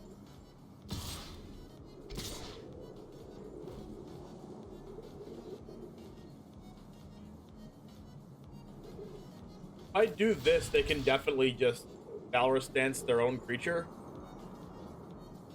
Just better than...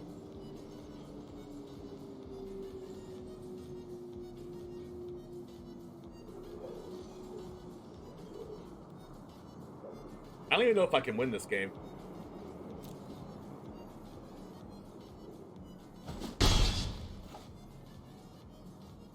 If they Valorous Dance their creature. Nope. Oh, it doesn't even trigger. It just happens. Wow, I didn't even know that's not even a trigger. Oh, I love drawing lands. My favorite.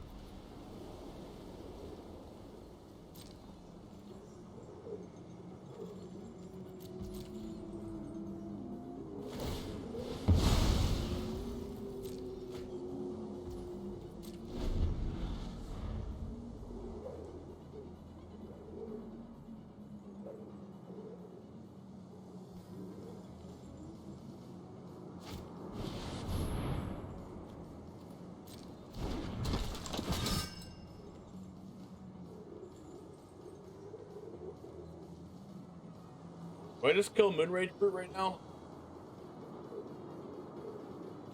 No. Kill that.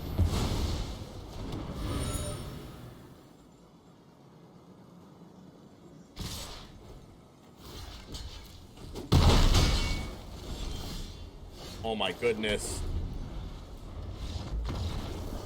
How many lands am I supposed to be playing? Like, not the first time I flooded out.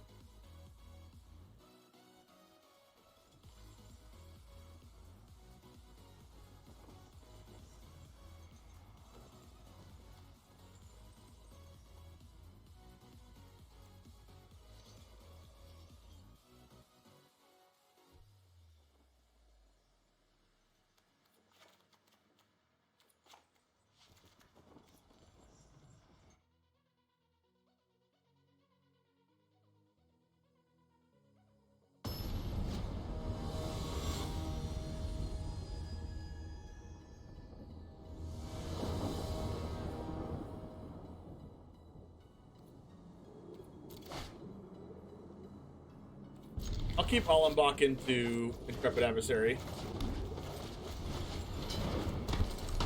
Need to draw a couple lands here, but fine, I guess.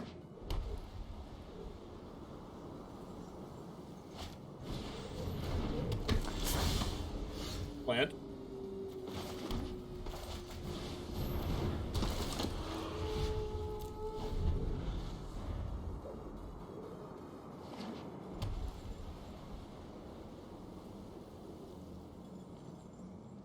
One more white source would be the best.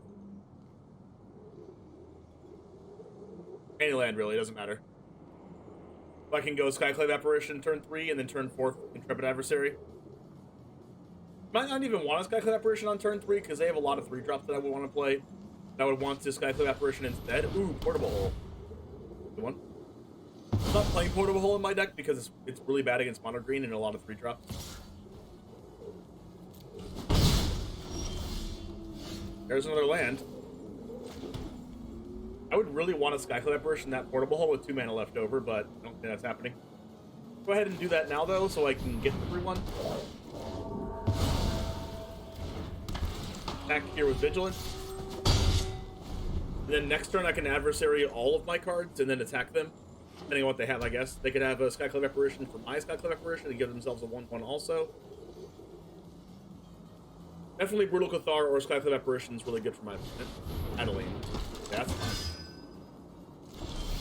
Now the question is, do I Fateful Absence or Intrepid?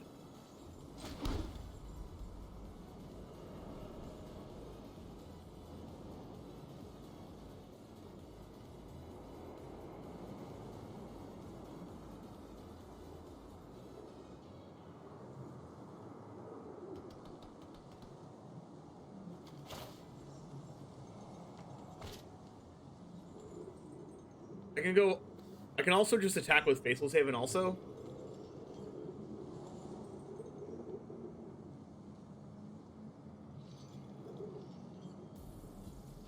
Then if I attack with Faceless Haven, that's all I'm doing. I could definitely go All-in-Bach Escort and Fateful Absence the Adeline. But then I'm attacking with just Skyclave.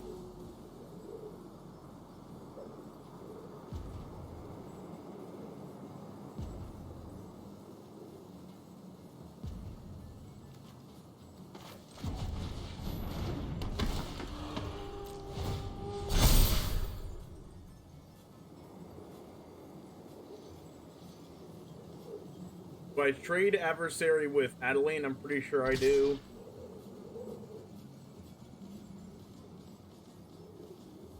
And I also attack with this. If I attack with this, they take the 4 here, and then double block this, I get rid of Initiate. They get a 1/1.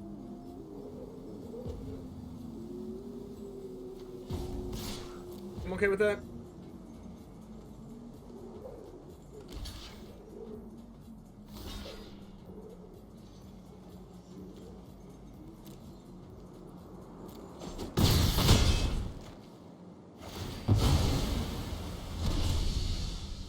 Then with this, I keep my adversaries. I go to 23, and then I have Faithful Absence, and I'll Embach Escort for next turn. The star is annoying, but I have Faithful Absence for it.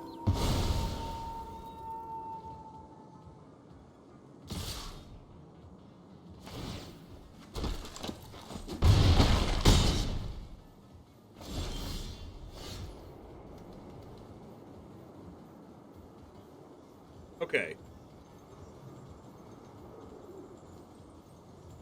I can animate Faceless Haven, and then after attack, kill the Adeline. Does that make the Bruicathar block? Probably not. I can Faceless Haven now. Or no, I can Fateful Absence Bruicathar.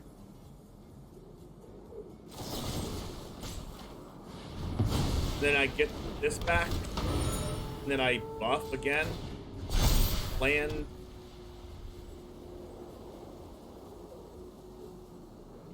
Attack with this. It's been a 21, puts them to 11. Escort, and then hope they don't have another Cathar.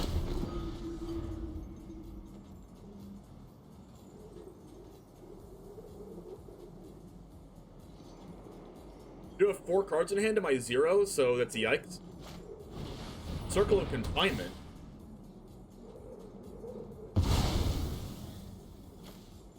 Okay. That's like the baffling end of this game. Ooh. I'm in trouble.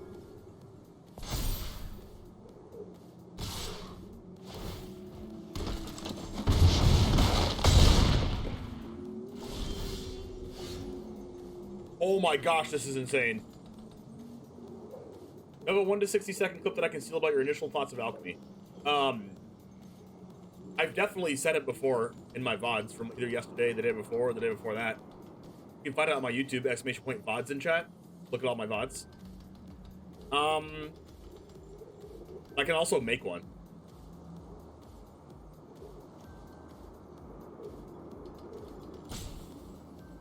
I said it, but that's going to take a lot of digging, though. Oh, if you're watching this specific match from YouTube, make sure to follow Stratterstone and Sodium City on YouTube. You're welcome. Okay, so I do this.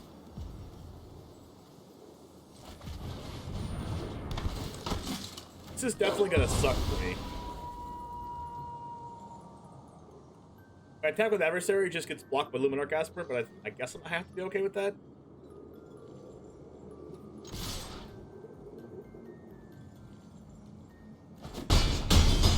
Yeah, I can do it now, too. So it takes you less time.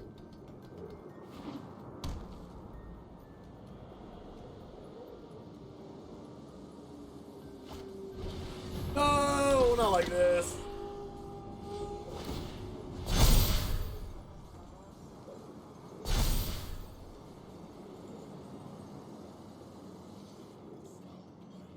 I'll do it after this game ends, because I can't really, like, form a coherent sentence and to play Magic the Gathering at the same time because my brain doesn't work that way.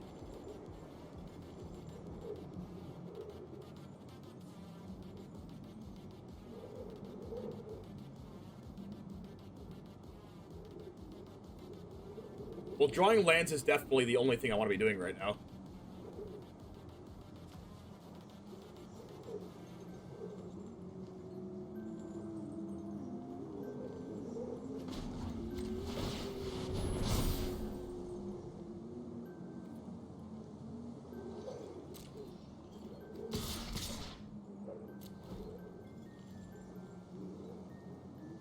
I'm only doing this because I have a second faceless there.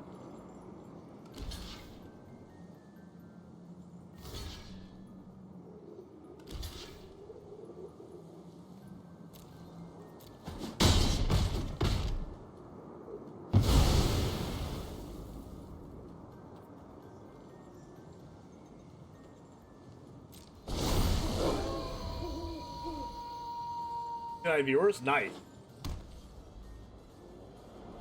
Okay, now they have two faceless. No. Why does this always happen? Does this mean I'm bad at Magic? Probably, right?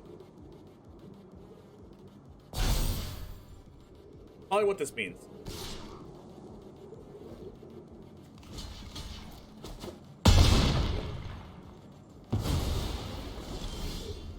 Yo, sick.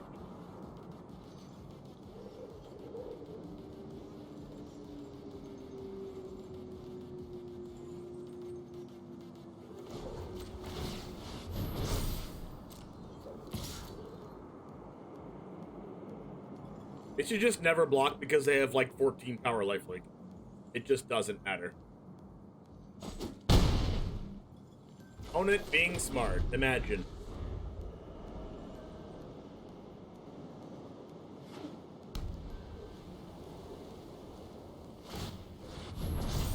Out.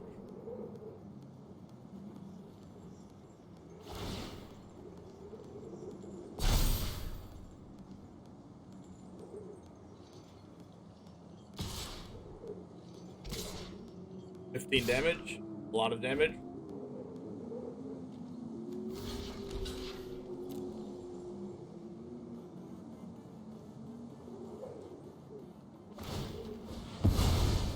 And how many times have I flooded on 22 lands? Actually insane.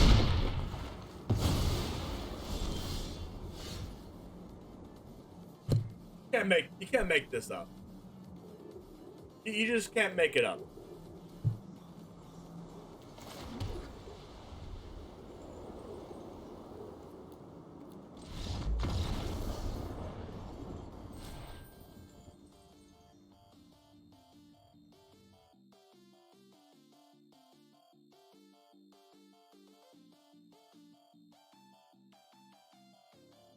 I'm gonna count my lands after this. I'm gonna find out that there's like 37 lands in my deck.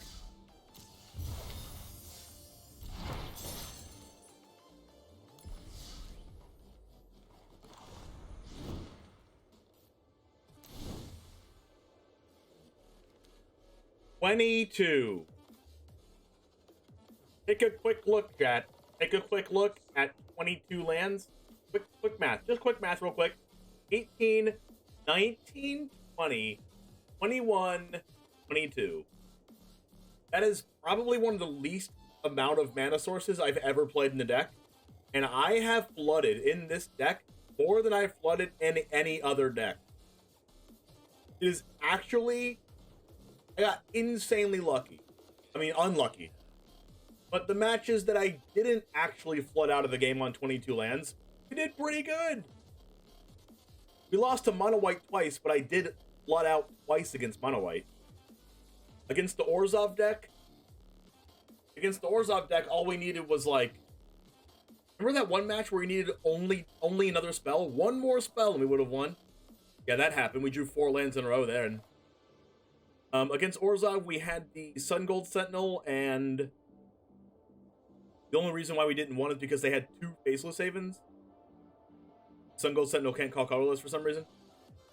But like, so all of our matches were super, super close. Everything else was a win. We won all of our matches against Izzet. We won against a bunch of things. So I'm excited about putting this up on YouTube at some point. But now, how do I feel this? How do I feel about alchemy? I have a lot of good and bad things to say about alchemy. I'm gonna turn the music. Gotta turn the music off about this.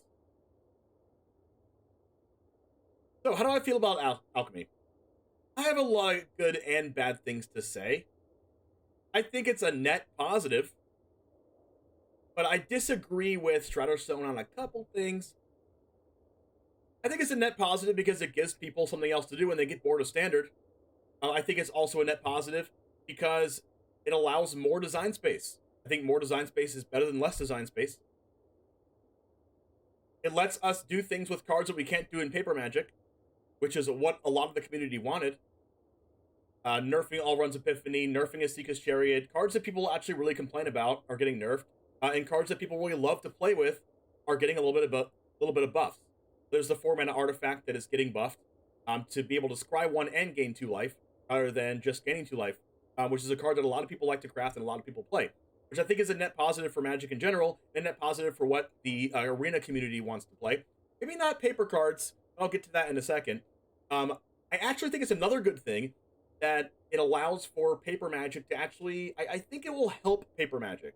Because if Arena is having an alchemy format where a lot of different cards are being changed, modified, increase and decrease in power level, I do think this opens up a kind of purist way to play Magic. I want to play Paper Magic because I want to play the pure way and how the cards are supposed to be. You're going to have a lot of people like that, but there are some negatives, and I think the only negative, or the most prominent negative that I can think of, is the impact in Historic.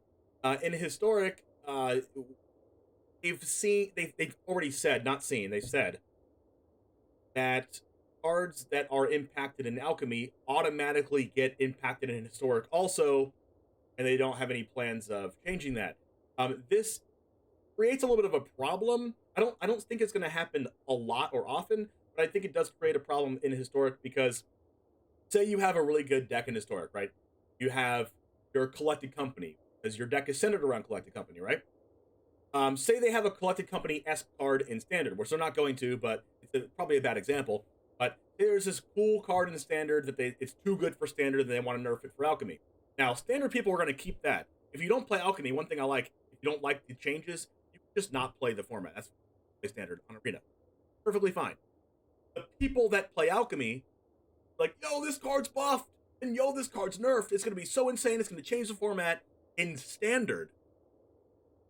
But it also changes the card in Historic, which the card could be really good or really bad in Historic. It could change decks altogether in Historic, which I don't like. Maybe there's like a fix to that, where it does change it right away in Historic, but if it doesn't, and if it impacts a certain deck a lot and people like outrage over it, then they'll like change it back for just Historic. I think I would like something like that. Either it doesn't impact the Historic at all, or it does impact Historic and they monitor that as well. That's really all I had to say about the format. It's a net positive, but I think I disagree with Stratostone about the Historic part of it.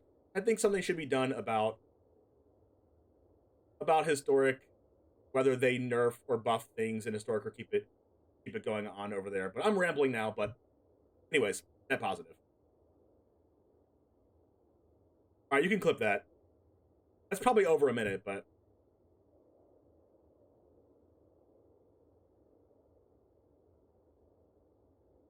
I agree with most of the things you said. I just don't like the Historic part of it.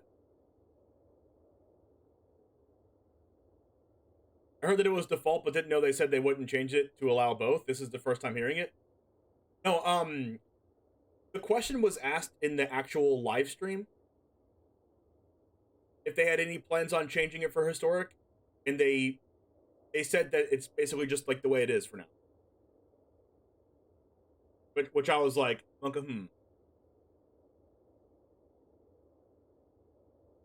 So maybe they have plans to change something in the future, but I think it's just all set in stone right now.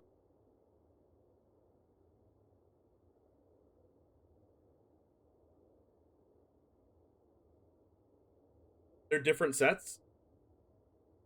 Well, yeah, it's a bit different than no plans on changing it, but I also didn't want to elaborate into that either. But yeah, it can easily be toggled, and it would be awesome if it was.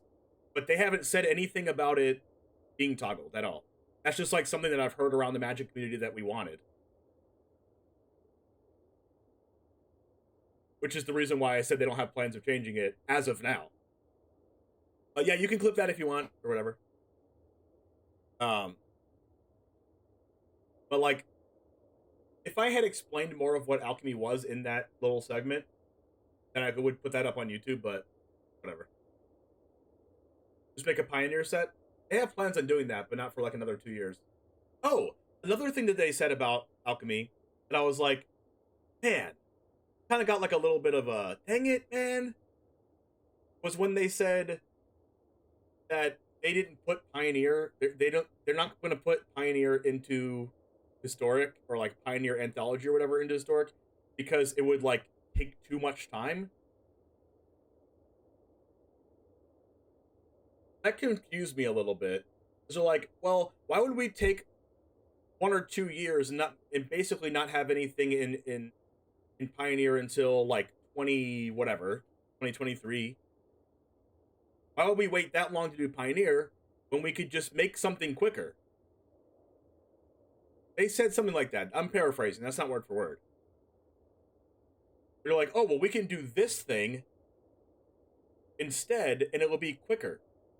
How is it quicker to make a whole entire new format and make brand new cards for the format instead of just taking cards that we already know they exist in Pioneer and making an anthology of it and putting them into Historic? How does the anthology part take longer? Doing this won't and is not delaying the release of Pioneer. They said that?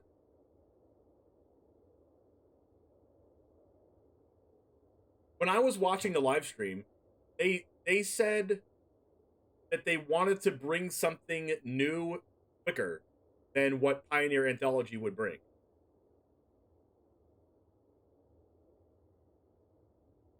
Oh, they said it in the article, but they didn't say it in the live stream. In the live stream, they specifically said that they were doing this, they were allocating the same resources that would be in Pioneer to Alchemy, which means they are slowing down Pioneer. But if they said it in the article, then they just like retraced their steps. Which was also kind of confusing.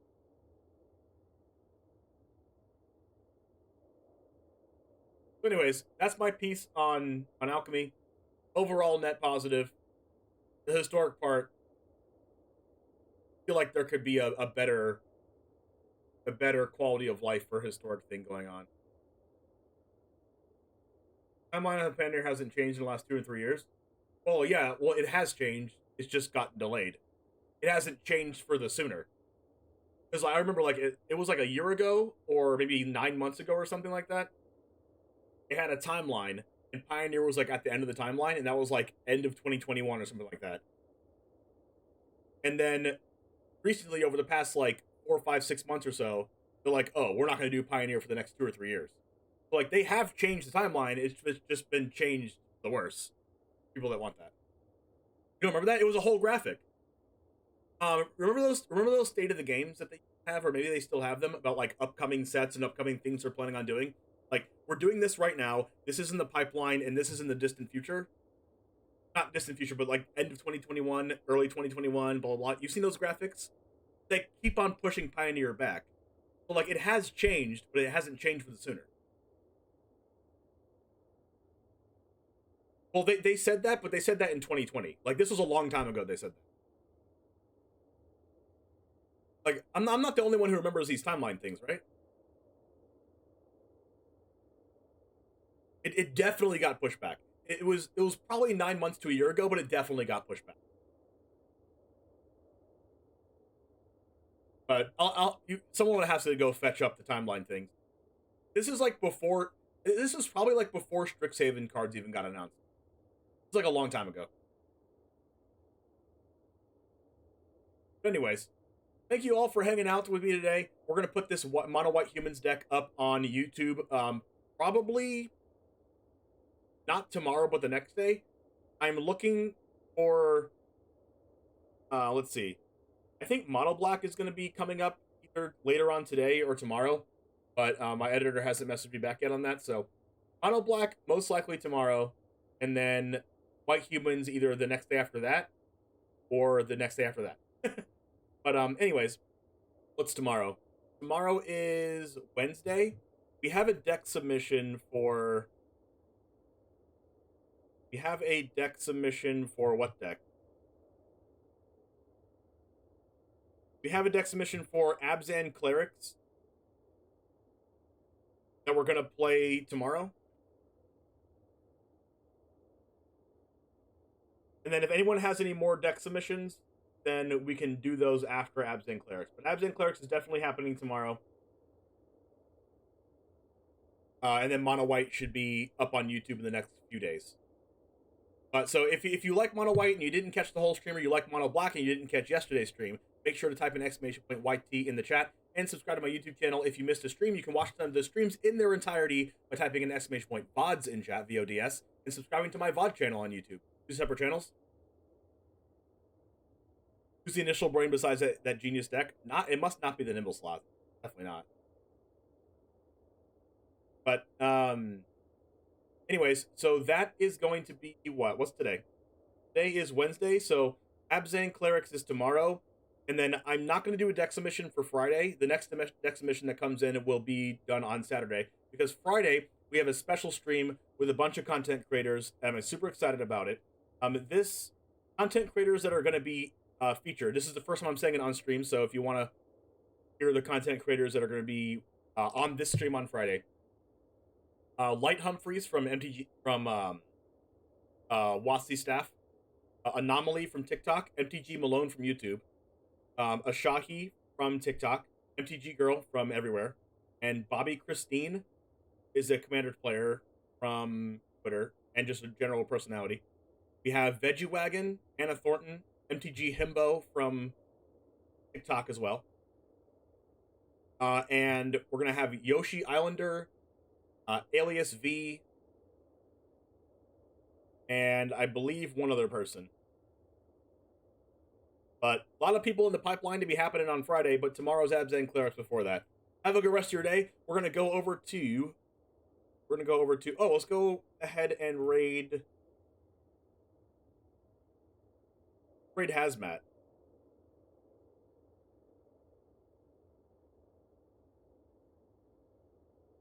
Brand new DGen Gaming member. So go ahead and give them your support. Go ahead and spam that DGen Gaming emote. Let's go emote. And give a warm welcome to Hazmat to the DGen Gaming community.